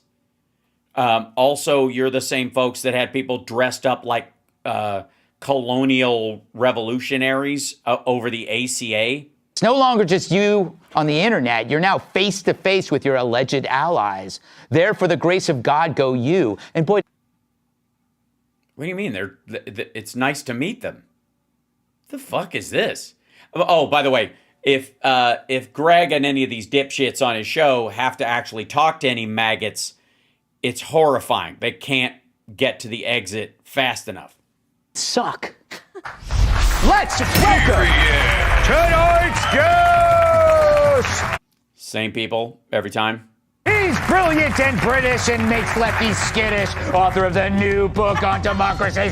All right, Douglas Murray and blah, blah, blah. And then the big dude and what's her name and who cares. And this the book and this the thing. And then Andrew Gruel's chef and restaurant owner. Thank God, a man who will speak about the if we burn, you burn with us, meaning financial issues. Save USAID, defend USAID, make America America again. I don't see any problems with any of these signs. And I'm really not interested in anything that those guys have to say, but I thought we'd drop in for that piece of it. But the idea was that apparently those are all fake. That those are they're contrived by Soros and that like. And I have to say, after yesterday, if I may, I have to reopen this window too, because we're going to cover this in a second. Yesterday, I didn't feel like it was the greatest live stream in the history of live streams as it should have been, because largely we're in jump ball mode, like slow-mo, like the ball is just in the air. And until it lands tonight and some of these effects start to happen, you see people talking about the about. They're talking about the sort of the possibilities surrounding the possibilities until they actually play out. And there's a lot of like copium and hopium on the right trying to cover for this. And until the ball lands, you don't know what their reaction is going to be like. And in this, hold on one second, do this. And then we'll go to drip, drab. Hold on one second. Is this a Judge of the White House restore AP's access to Trump? That's nice. We'll see if they do it. How do I get involved in these traveling shows? A Boston accent plays anywhere except maybe New York. I'm for it. My brother, I will take care of your plane ticket to get you in with us. It will come out of whatever take I may or may not have. This is okay. So let's you know what? We've had Navarro or Ron Vera on. We've had these other folks. Let's tune in. I feel like while this jump ball is happening, there are a lot of people who are rushing to throw themselves in front of the bus, or other people who are just panicking because they're not as deluded about this stuff. They can't allow themselves, because of their audience, because of this illusion of independence that they've been selling. They actually have to keep pushing this fake idea that they're independent in their thought. And so they get stuck with things like this. Trump threatens 104% tariff on China, an economic nuclear bomb that will destroy business overnight. That's the Timcast title of this video. Donald Trump is now threatening China with a 104% tariff if they do not back. Man, those MAGA hats are going to get fucking expensive. I'm kidding. There's a carve out for everything he and Ivanka make. China says they will not back down. You don't have a sample of the Lara Trump song, the ruination of an important Tom Petty tune? You don't have that on, and you don't have that on a button? You should. Do you even MAGA, bro? If this goes into effect tonight, ladies and gentlemen. It's going to go into effect tonight, ladies and gentlemen. This is effectively the end of, tens of thousands, 100,000 plus businesses operating in the United States. We are not just talking about economic consequences in the short term here. And 104% tariff. Wait a minute. Is Tenet Media now getting their funding from China? Well, inquiring minds want to know. Chinese made goods means everything gets hit. Not from everything at Walmart, anyways. I got to tell you, I think doubling the cost of goods and raw materials will jack prices up so fast. What? What are you talking about? That's nonsense. I bet you could get Ron Navarro on here and he'll set you straight. These companies better be panicking. Yeah, they should. Because that's always helpful, is to panic in these situations. Why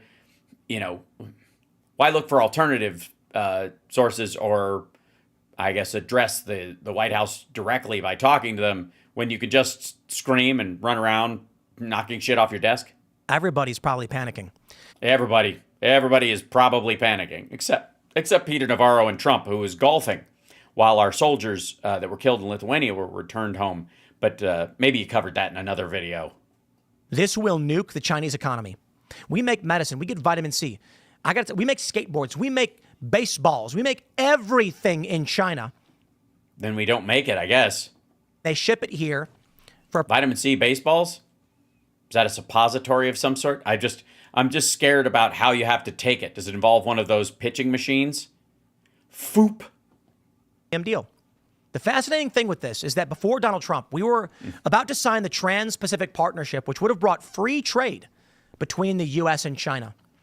No, it wouldn't have. What are you talking about? The Trans-Pacific Partnership was with all the other nations in that area. It was meant as a bulwark against China, dum-dum.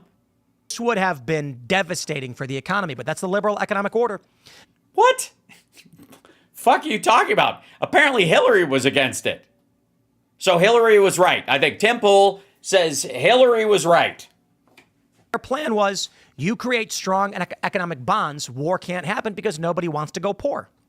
How? Well, I mean, if you need a war, then I think ultimately you just shift to a war footing financially, and then there really is no poor in a war because everybody's fighting together, right? It also normalizes the economies. Meaning if workers in China are going to work for $5 an hour, Americans better at the same time. Yeah, that's what the TPP was. TPP was about driving down wages to match the low payment of Chinese labor, which is higher than Mexico. They can't compete with Chinese labor. Only problem? Democrats simultaneously want free trade and minimum wages. Democrats don't want free trade. I mean, at the very least, I think there's some level of fair trade and targeted tariffs like adults. That means it is impossible. Oh, wait a minute. Fuck off. Libertarians are the free traders, and they're fucking lunatics. Democrats aren't looking to be free traders. Who the fuck is the... this would mean that Sanders and AOC are the most free traders of all, if this is a liberal talking point, right? This is a lefty talking point. Please play the clip. Company to compete with Chinese labor. If Donald Trump does implement this, I hope you all realize the nuclear bomb this is. Look, it's 34% tariffs were big, but survivable. 104% tariffs would shut down thousands of businesses over. Yeah, I don't know what to tell you, asshole. You voted for this shit. And why is it lefties' fault? How did this become liberals? Where did progressives have anything to do with what he's doing? Like, why do they even come up in this conversation? Oh, right, you're a dipshit. In the United States, we've already seen people posting how one guy has this viral post where he said he runs a business. They import goods from China. They resell. Oh, that guy, right. Yeah, I've heard about him. The guy that one guy. He said, we put in an order a week ago. Now we got a 34% tariff. He's like, that means the cost that we were actually looking at went from a few thousand to tens of thousands of dollars. Yeah. Yes. Exactly how we were all saying last year it would turn out fuckwad. Like, what? Is this new? I can't believe this is actually news to his viewers. But this is, by the way, everywhere. This is all over the right-wing media. The ones that aren't going, hang in there. Trump knows what he's doing. He's fucking just follow Koresh. There's a reason why I have a basement full of grenades. We'll show the FBI who's boss. They're either doing that version of it, or they're like, fuck it. We'll have our own pineapple farm down in the islands. And if anybody comes down there, we're one Kool-Aid sip away from paradise. That's his camp. It was like, high thousands to now like $15,000, $20,000. He's like, these tariffs across the board are hurting our business. We don't. Yeah. Wait till they actually go into effect, stupid. What to do? We don't have. Here's what you do. Gather all your friends together. Use ChatGPT, or I recommend actually Claude, because its programming skills are pretty great. Or I suppose Gemini is pretty good at this point as well. And build a time machine, and then go back in time and fuck yourself. Pay this. They might have to cancel the order and turn it around, but then their business is gone. Yeah. Yes. So, Tim, here's your chance. Take back all the things you said about Biden and Harris voters last year. You absolute fraud. You simple-minded shit merchant. Get yourself a pair of rubber gloves and start scooping the toothpaste back in the tube, you fucking dunce. This is what we all said would happen. We took it seriously. Like fucking Wall Street's like, nobody really thought he was going to do this. We all knew he was going to do this. And you guys were like, he'll do it, but it's just a tactic. Well, if you know it's just a tactic, then it's no good as a tactic, because they know it's a tactic, so they just wait. So he's got to go through with it. So these people are fucked. And they're fucked because of you. Because of you and your viewers and the voters that followed your advice, you absolute asshole. You and every other fucking chimp on that show telling people that it's either communism or Trump MAGA golden age. And this is it, brother. This is it. This is exactly what you voted for. I don't want to hear shit about nobody expected this. We all were saying it till we were blue state in the face. A 104% tariff? It's over. I was talking the other day about tariffs and the Boonies HQ skateboard company. That's our skateboard company. We sell a lot of skateboards. Let me guess, you hand grind all of your ball bearings. We do pretty well, my friends. For a skateboard company, I hope all the woke companies read it and weep. Let me tell you, any opportunity I get to talk about making products in America and the importance, I'm going to do it. Boonies HQ. You go to the store. Boonie? That's how you spell boonies? Boonies Bounties? Boonies Bounties. I see. Boonies is the tiny up here. Boonies seldom die. The Hal and Bernie skate park? I had no idea. I had a fucking Bernie and I had a skate park someplace. Hal, I wanted to talk to you about the possibility of us opening a skate park available to people. Well, can we charge at least some admission so we can use some of the money to, as long as we don't create a profit structure. I'm not looking for a profit structure. I'd love to just break even on the idea and then just make some friends that way. I don't need to go into the fucking skate park business. Well, I think we could probably, all right. You grab yourself a Boonies board. We got we're sold out of the chicken boards. Everybody loved the chicken board so much, they're gone. Art makes it, man. We do got some Tim Pool Rooster boards. You can pick those up, though we're sold out of so many of these. Why? Because you're a cock? Is that the idea? We make these boards in America. It's North American rock maple, pressed in America. North American rock maple. That sounds like a dodge. I'm guessing you get that rock maple from Canada? Pressed in America. All right. Screen printed in America. Yeah, that's the easy part. I got no worry at all about tariffs. We are going to keep bringing all of our customers. Where do you get the wheels? Do you not sell the hardware, or do you not attach the hardware? So the boards themselves, 100% made in America, but aren't the wheels an important part? Where do you get them from?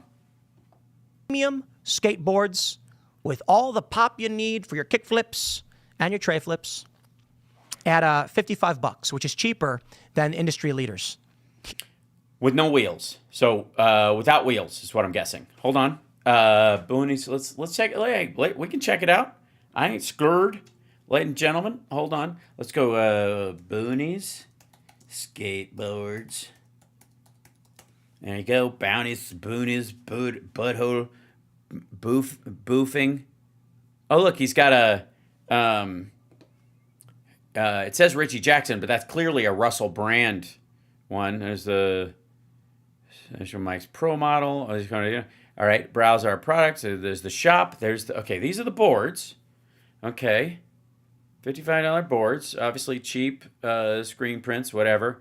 And they just don't come with any hardware?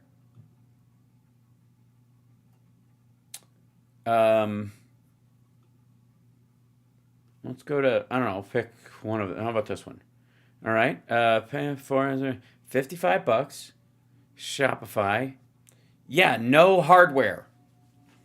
So the idea is that your customer has to get their hardware from someplace, I would guess. You don't make that hardware here in America.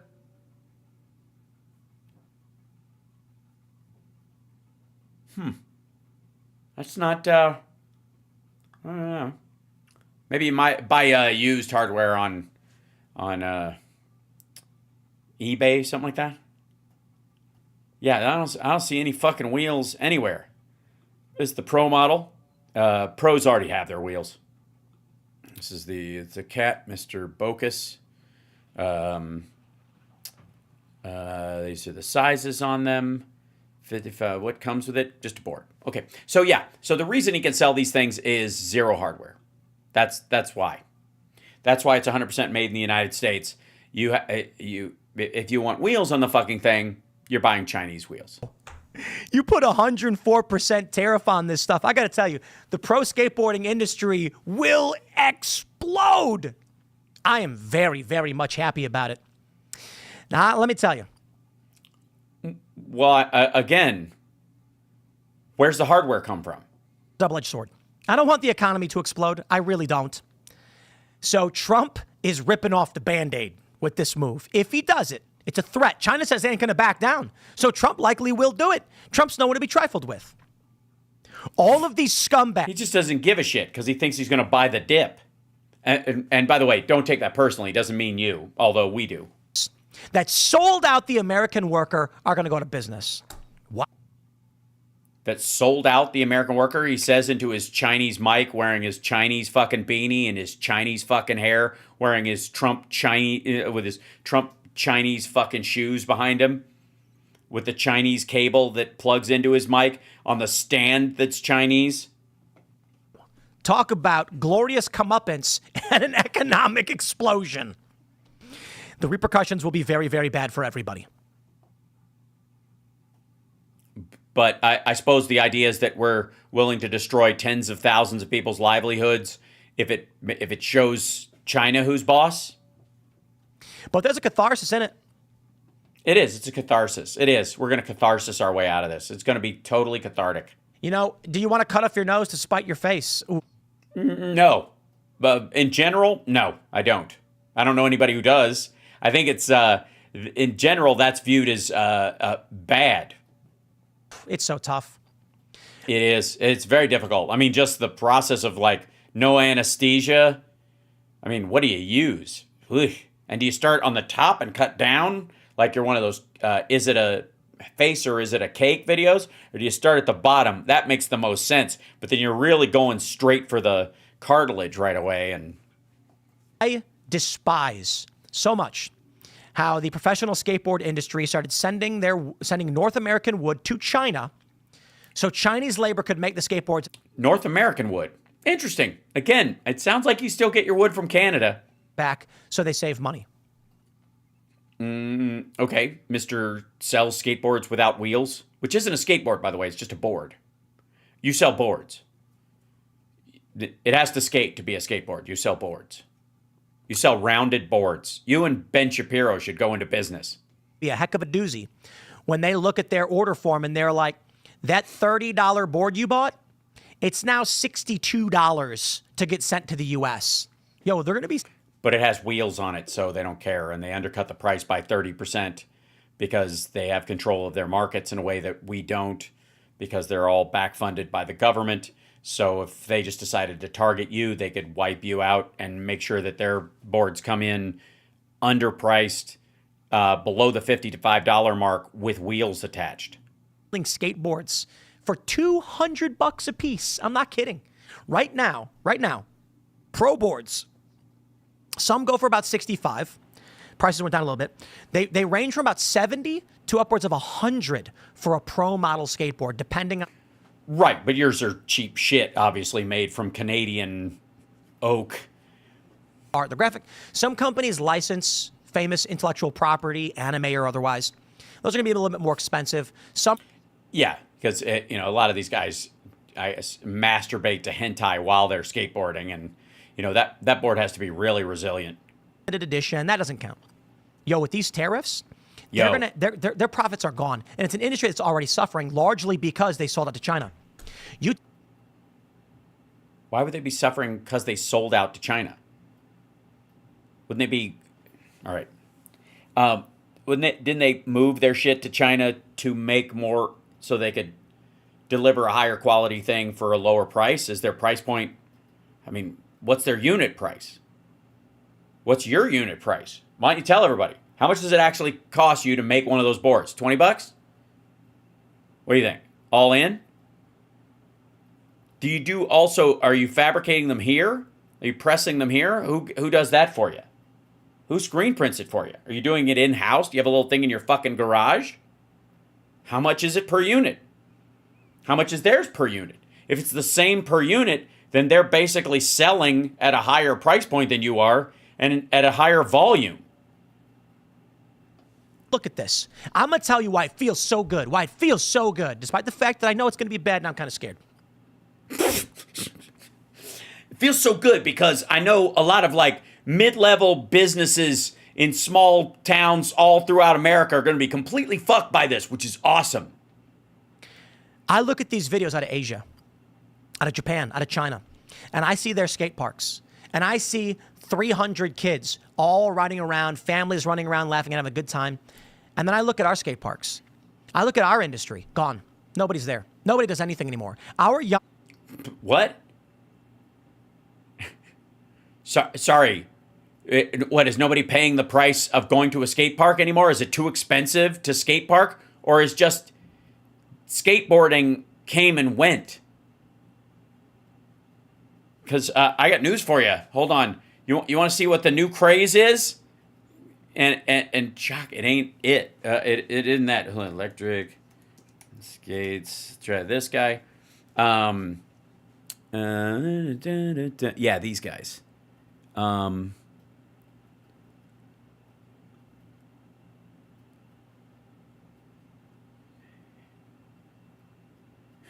Here's why skateboarding is gone. Here's why. This business right here. Hold on, back up. I have to reload it. These little wheelie skates, which are also made in China, by the way. Some of them are made in Japan or Vietnam, but that's why.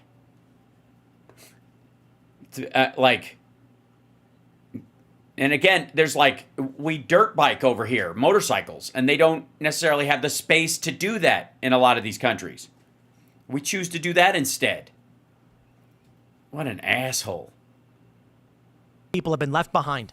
There's no inspiration, there's no opportunity, and it's because our culture was gutted by free trade. These Sorry, wait. Skate parks are vacant? Real quick. Can I present a possibility here before I end this video early because it's a waste of everyone's fucking time? Can I present just one little idea? Maybe skate parks are empty when you go there because everybody goes, fuck, here comes Tim, and they go someplace else. Also maybe because in the neighborhood there's a shit ton of empty swimming pools and they work just fine. Secondly, a lot of the skaters I see don't go to skate parks. They fuck around on steps and they go around to like, buildings in downtown areas and do shit, as opposed to just going to these kind of corrals, which, by the way, Japanese society lends itself more to, because they're like, this is the designated skating area, please don't go anywhere else. So they pack in there, whereas everybody in America just goes, this looks fun, maybe I can crack my nuts on this railing. I'm so done with this asshole. And the fact that he could like be excited that, like this will show him for ruining skate parks all over the fucking country. Next, do roller rinks next, motherfucker. I loved roller rinks when I was a kid, hearing all skate, everyone skate, or when I was dating Lois Winter, couples only. Oh, yes. Hello, Lois. Boy, was she annoyed. I was the most annoying 11-year-old boyfriend you could ever see, because I'm a doter. I'm you're my girl. I'm very Forrest Gump in these, especially in my early relationships. And even now, I get coffee and cookies for Summer every morning, and I bring it to her in bed. Just saying. Every morning. The only time I don't is when I've like driven all night and I overslept and she gets it for herself, and then I'm mad that I didn't get a chance to. That said, and by the way, I don't know, I know this is upsetting to like Rob Schitt and Greg Kelly and all these other lonely incels who are in relationships but still feel nutless and alone. You can do those things for your partner without emasculating yourself or anything. You do it because you choose to do it, because you care. I know these are weird. These are new words for you. Maybe you don't understand them. Maybe get a thesaurus. It would be all these words would be in this section. If you find one that's been in your family for a long time in the thesaurus, it'll be in the least thumbed section of the thesaurus. So, yeah. Now I want to skate totally. Now, we haven't seen this guy in a long time, and I feel like we have to end the show on this. And I know I'm going a little bit over, but it's okay. Ladies and gentlemen, it's The Mess. The Mess is back. The Mess D'Souza. Booming economies and the tariff debate.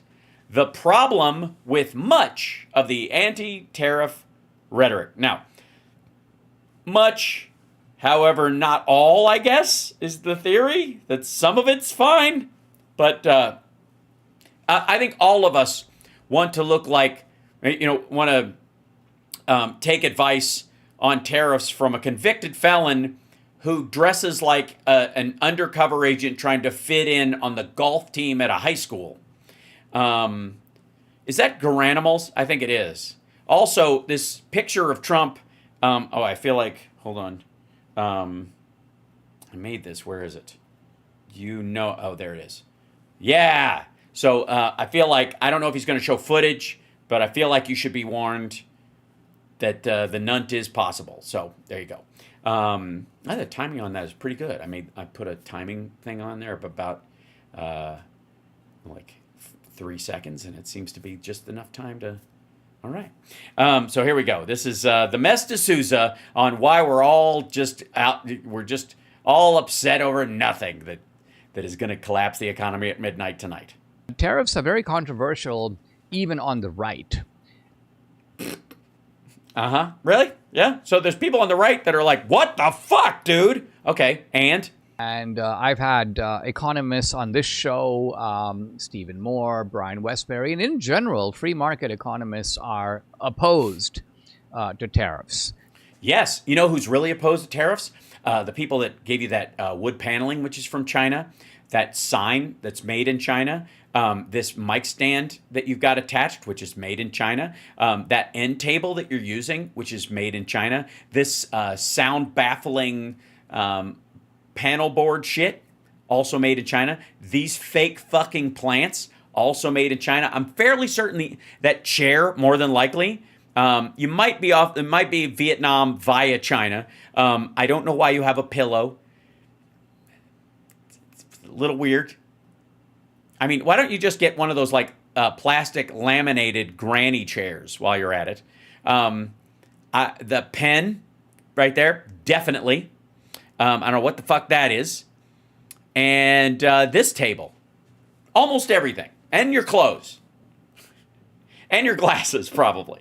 I wouldn't doubt that either. I mean, the frames probably come from China. Maybe their prescription had the lens ground in at the eye store at Target. They're opposed to tariffs really for a couple of reasons. One is they believe in the magic freedom fairy, and two is to annoy Trump. The tariff is a tax. And free market economists are the anti-tax guys. They don't want taxation, and they find this to be just a new form of taxation. Which it is. A second reason is that tariffs are a restriction on trade.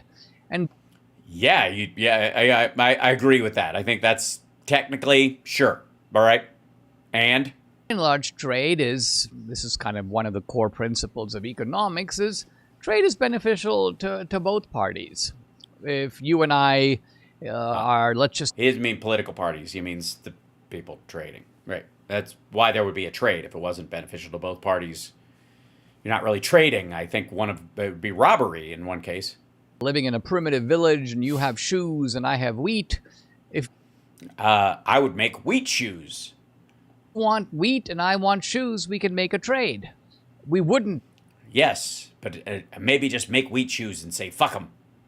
Trade, I wouldn't trade you my shoes for the wheat if I didn't think your wheat was more important to me than the shoes. Or more delicious.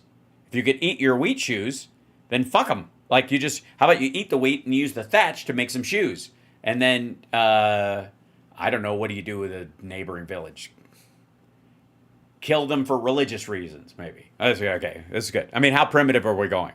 Firstly, you wouldn't make the trade if you didn't think that the shoes were more important to you than the wheat. Right, and no matter how much ketchup you put on them. Trade in this sense is by definition something that benefits both sides.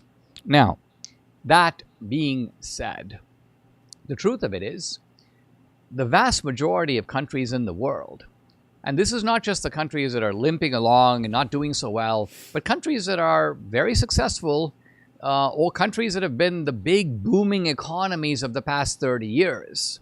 Countries like China, to a lesser degree, but still India, which has also boomed relative to the kind of poverty-stricken country it was when I grew up there. So the point is, all of these countries have tariffs.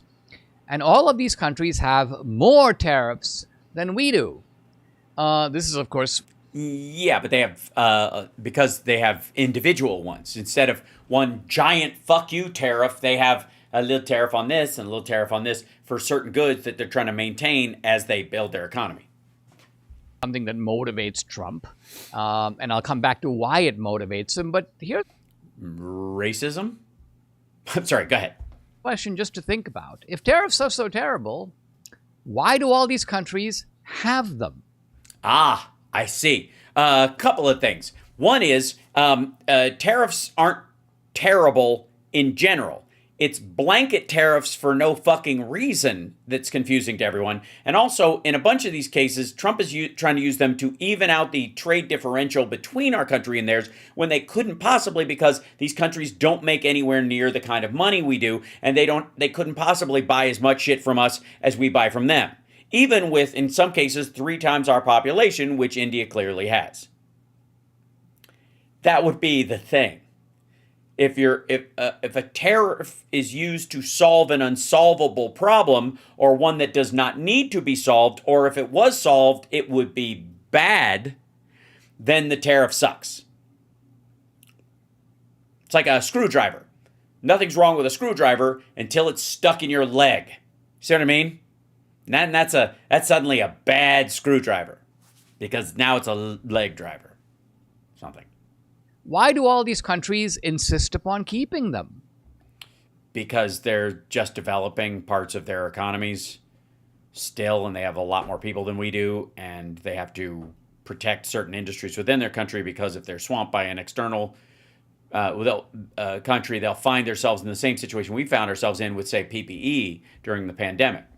Why, when confronted by a Trump who says, listen, I want you to take all your tariffs down and then we won't have any tariffs on you. These countries are very reluctant to do that. Now, because we produce more than they can, even at their size. And this is India. Like, we produce more jasmine rice, for example, than India can in a lot of cases, and we could swamp their market with cheap rice just to raise the price, because our consumers internally in the country could absorb a higher cost based on lack of supply to the demand. We don't have a tremendous amount of demand for it, but we could grow a lot of it and basically wipe out their industry. Some of them are notably bending on this, and suddenly they are very receptive to the possibility of a no-tariff trade system with the United States. You mean like Vietnam, who we already had a trade agreement with? A report that the EU may be considering this. May be considering this. Any day now. Japanese want to come here and negotiate over a trade deal. The Singaporeans have said, we're not putting any retaliatory tariffs. We want to work out basically an open trade arrangement. Yeah, that's 4 out of what? Fucking everybody on Earth? Ultimately, we'll see something quite similar with both the penguins, Canada and Mexico. Why would we have to do with Canada and Mexico? USMCA stuff is exempt. Countries are under pressure, willing to say, all right, we'll take this one down, we'll take that one down, or even we'll take them all down. But notice that you have to pressure them to do this because what, do you have to destroy your own economy just to get them to know you're serious? What, are you punching yourself in the fucking face and going, hey, laugh all you want, but you're next? They thought it was in their interest not to have tariffs. If they agreed with all the economists, and I see Larry Summers, a number of prominent economists are all out there, tariffs are a kind of an economic boomerang. If you have tariffs, that's like, shooting yourself in the head. Well, why has China got tariffs then? Are they shooting themselves in the head? Sort of. Yeah. Yeah, their economy sucks. If they've been shooting themselves in the head, they refuse to go down because the Chinese economy has just gotten bigger, stronger, bigger, stronger. Do we have to fucking start from scratch with these dumb motherfuckers every time? Hold on one second. Let's see. Economy.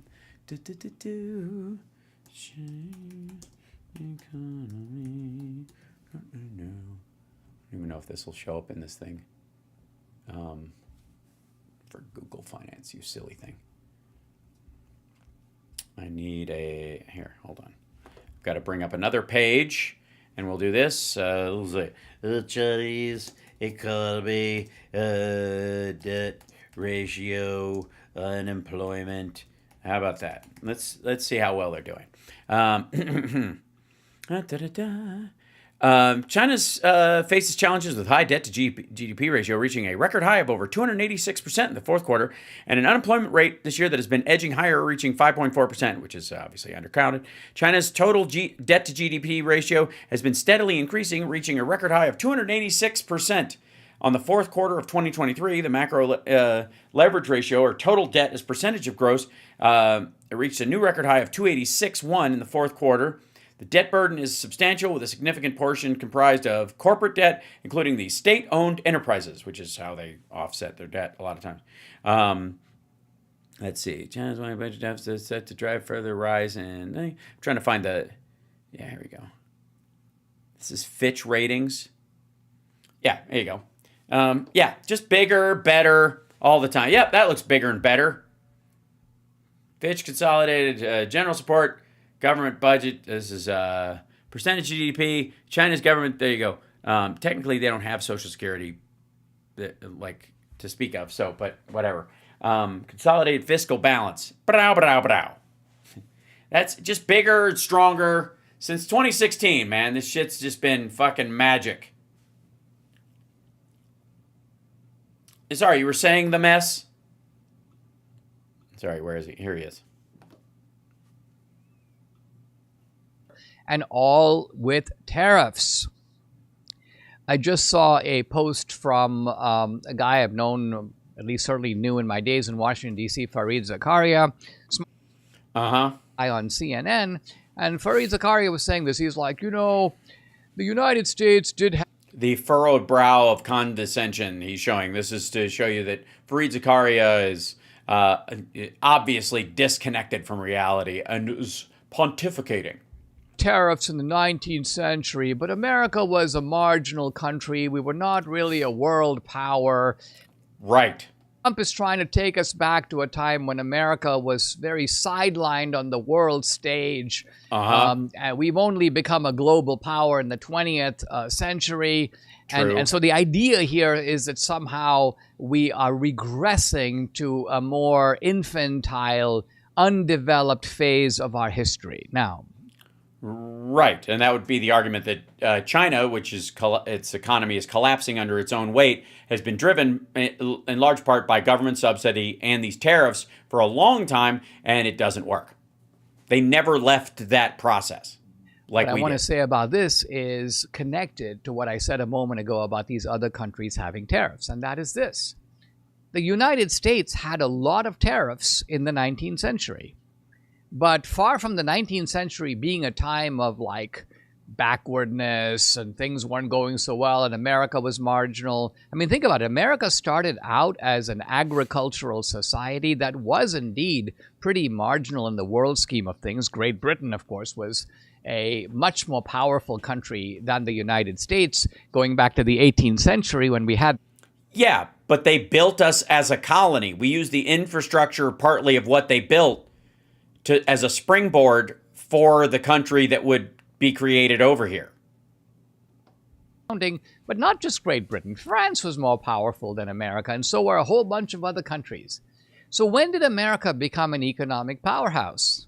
Well, in the 19th century. It was really between about 1820 and about 1890. Because of the amount of agricultural land, because of the workforce, because of slavery in the South in some cases. That's why. Look, like a tremendous amount, and he's Indian, he should know this, but the tremendous amount of like the money that Britain had to do its imperialism in the world came from the fact that they controlled the tea trade in India, and that it got goods from Asia, that it controlled those things. It didn't have a tariff system with those countries because it had a hold of them. It had actually fought battles to control them. The tariff was a bullet and a bayonet. America became this juggernaut of economic growth. The American economy became the biggest in the world. So the 19th century, particularly the second half, and this is notwithstanding the Civil War, was a period of huge prosperity for the United States. In fact, because of the large land mass and the available goods and the uninterrupted growth of goods. Only became a global power in the 20th century because it had already become a global economic power by the end of the 19th century. So the 19th century was, in fact, a time of great prosperity for America. Oh my God, that's the out? He just cuts it right there. That was awesome. Bye. Yeah, I wouldn't take any questions either. I would leave this where I laid it down. Ultimately, okay, look. Historically speaking, a growing area, they do a lot of this chasing of percentages. We're up by 100%, 1,000%. And we always go back to the Schaumburg thing. At one point, Schaumburg, Illinois was the fastest growing city in America because there were 4 people in it. And then 4 more people moved in, and it's 100% growth. When you're nothing and you're starting very small, all the growth is extraordinary compared to everybody else who's been around for a long time. So you put the percentages up against the growth of the United States versus the growth of France, for example, and even though economically speaking, it's financially way below it, the exponential growth caused by 0 to 10 makes the 0 to 10 look like the 100% that exists with France. So let's start there. Secondly, we had trade relationships with a bunch of these countries anyways, and there were tariffs in place on a lot of these things, but they weren't anywhere near as enforceable. Again, one of the reasons we had tariffs as our enforcement point was because you could stand there. There could be people at the ports making marks and stuff, but because nobody could be like sending a tax collector out into the Old West and actually trying to fucking find people in the middle of Kansas was impossible. So when you shifted from that, the reason we shifted from that is because we took the money that we did have coming in, or that we took, and we used it to build a railroad, and we used it to build out the roadways before they ultimately became highways and paved roads, so that wagon trains and all these things could go through. And that infrastructure, gold and mining and all that kind of stuff, that trade and that brand new resource point was why we became rich. Not because we put a fucking thumb on the scale to protect our what's what during that time. We ran on tariffs because we couldn't, there was no organized system for gathering income tax in general. Tax collector was like one guy in town, and he was often the sheriff. I mean, go watch fucking Tombstone.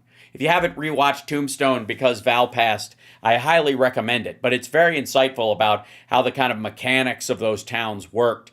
All the the fight with the cowboys and all that kind of stuff, which is historically pretty accurate. The other stuff that goes on, like his Wyatt Earp's wife's laudanum addiction, or the tax collector county sheriff guy who helped, basically as the real estate agent for the area, was also very normal for these mining towns and these mining camps that they would set up, that they ultimately expanded. Go back and watch how that shit worked. There was no structure where they could actually do it. And even then, you were like, where the fuck did it go? A lot of times it just went in that dude's pocket. He had a really nice suit, but none of the money went to the fucking government to run anything. They had to, they were too busy basically using the East Coast's money to pay for a military to protect the outlying areas, so that at some point, 30 years down the road, they'd be able to take tax revenue from those folks. So the reason you could do tariffs is because it's easier to have a dude sitting on a dock checking these things. But it's also easier to pay him the fuck off, because there weren't cameras back then.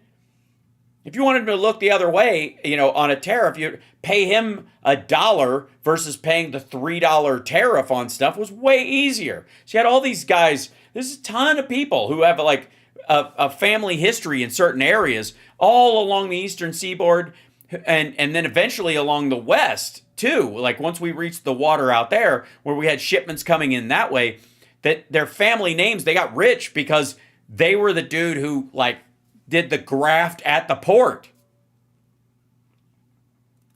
So again, this idea that we were rich on tariffs at the time, and because that was new. Once we set up a tariff situation, once it was coming in, because we had so many goods shipping out, that was the majority of the money that came in for the federal government.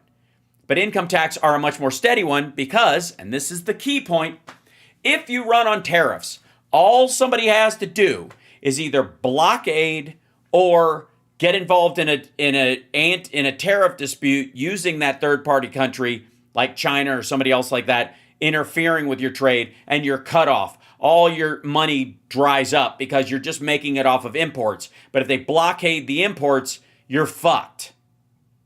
That's what, especially around World War I, they realized, if we get surrounded, or if they send gunboats over here, or if they start sinking boats that are heading from Europe over to here, and we rely on the tariffs to pay for everything, and those ships never fucking make it, we don't make that tariff. We don't make that money. And therefore, we have nothing to build our military with. You do it internally for your own national security. And this idea that we're going to do it to everybody at once is just absurd, because it makes it too easy for big blocks of them to get together and go, fuck you, and sell to each other. You create free trade agreements amongst European countries and South America and Africa and Asia and the Middle East, because they're like, okay, well, if they're going to charge us too much to get it, we'll go to this other consumer base. We might make a little less, and we might have to spread it out a little finer, but at least we won't have to deal with these assholes, and we won't be victims of their economic terrorism. That said, tonight's the night, man. Midnight tonight, all this shit allegedly goes into effect, and it's going to happen. He's not going to call it off at 11:59. And I know there are a bunch of people, like today the market was like all over the place, and yesterday because there were all these leaked stories about it. Maybe it won't be so bad. But once these fucking things go into effect, there's a reason why they waited till Wednesday for him to announce this last week. And there's a reason why these things didn't go into effect until midnight on Tuesday, Wednesday morning. So that, again, you wouldn't have the worst fucking week ever because half the week is gone. You still might, though, just for the record. So everybody, hang on tight.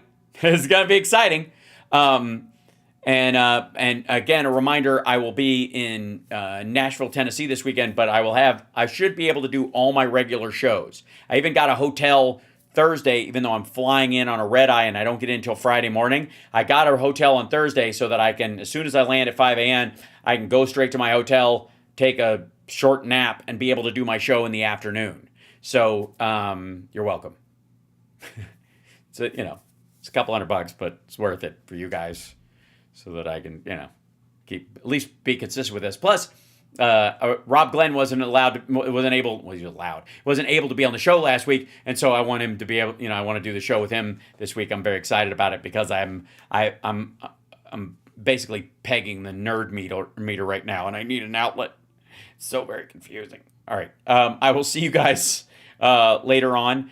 Take care of yourselves and take care of somebody else. I'll see you in the morning. By the way, let me see if we do have this here. Where are we? Our guest tomorrow, I know Philip Ittner will be joining us. Yes, and Major Ojeda will be with us as well. I don't doubt that they will be quite outspoken, as it were. Oh, Tesla took another shit today. Trump on the midterms. I really think we're helped a lot by the tariff situation. It's great. Nope. I mean, here's the thing. A, we fucking told you so. And B, I mean, it's hard not to just hope that this asshole, or the people around him, know this is coming, know it's him, know it's completely self-inflicted as a wound, and the blame, government shutdowns, they were trying to blame on Democrats, and this is vacillation. There is no one to blame but Trump for this tariff horse shit. No one. He is the only person singularly claiming it. And we'll see how long the fanboys can hold on. Because I don't think it's... I don't think they're going to be able to hold on very long. I really don't. I think where they're headed, they're aware. They're aware this is bad. The question is, how much damage is he going to do, and on whose behalf? Just so he can refinance his fucking golf courses. It's HalSparks Megaworldwide. Like, subscribe, give a thumbs up, support the show. I'll see you tomorrow.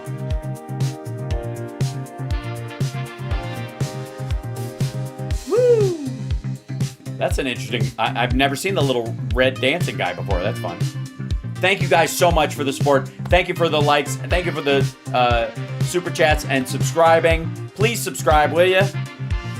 It ain't much. I'm not asking a lot. Just subscribe. Just hit the subscribe. Oh, look at all the members. Fantastic. Thank you guys. Awesome. Thank you for the cheers. Oh, look at that. Thank you, Jesse. That like at the end. Man, Boston Brian, thank you for the super chat. Caroline, Jerry Cummins, thank you so much. Love you guys. See you tomorrow.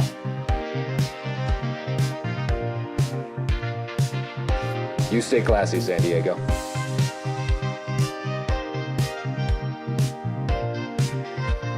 Oh, nice marmot.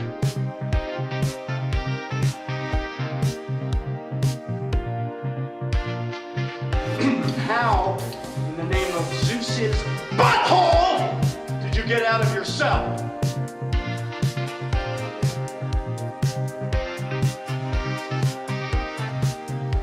Something strange happened to me this morning. Was it a dream where you see yourself standing in sort of sun god robes on a pyramid with 1,000 naked women screaming and throwing little pickles at you? No. Why am I the only person that has that dream?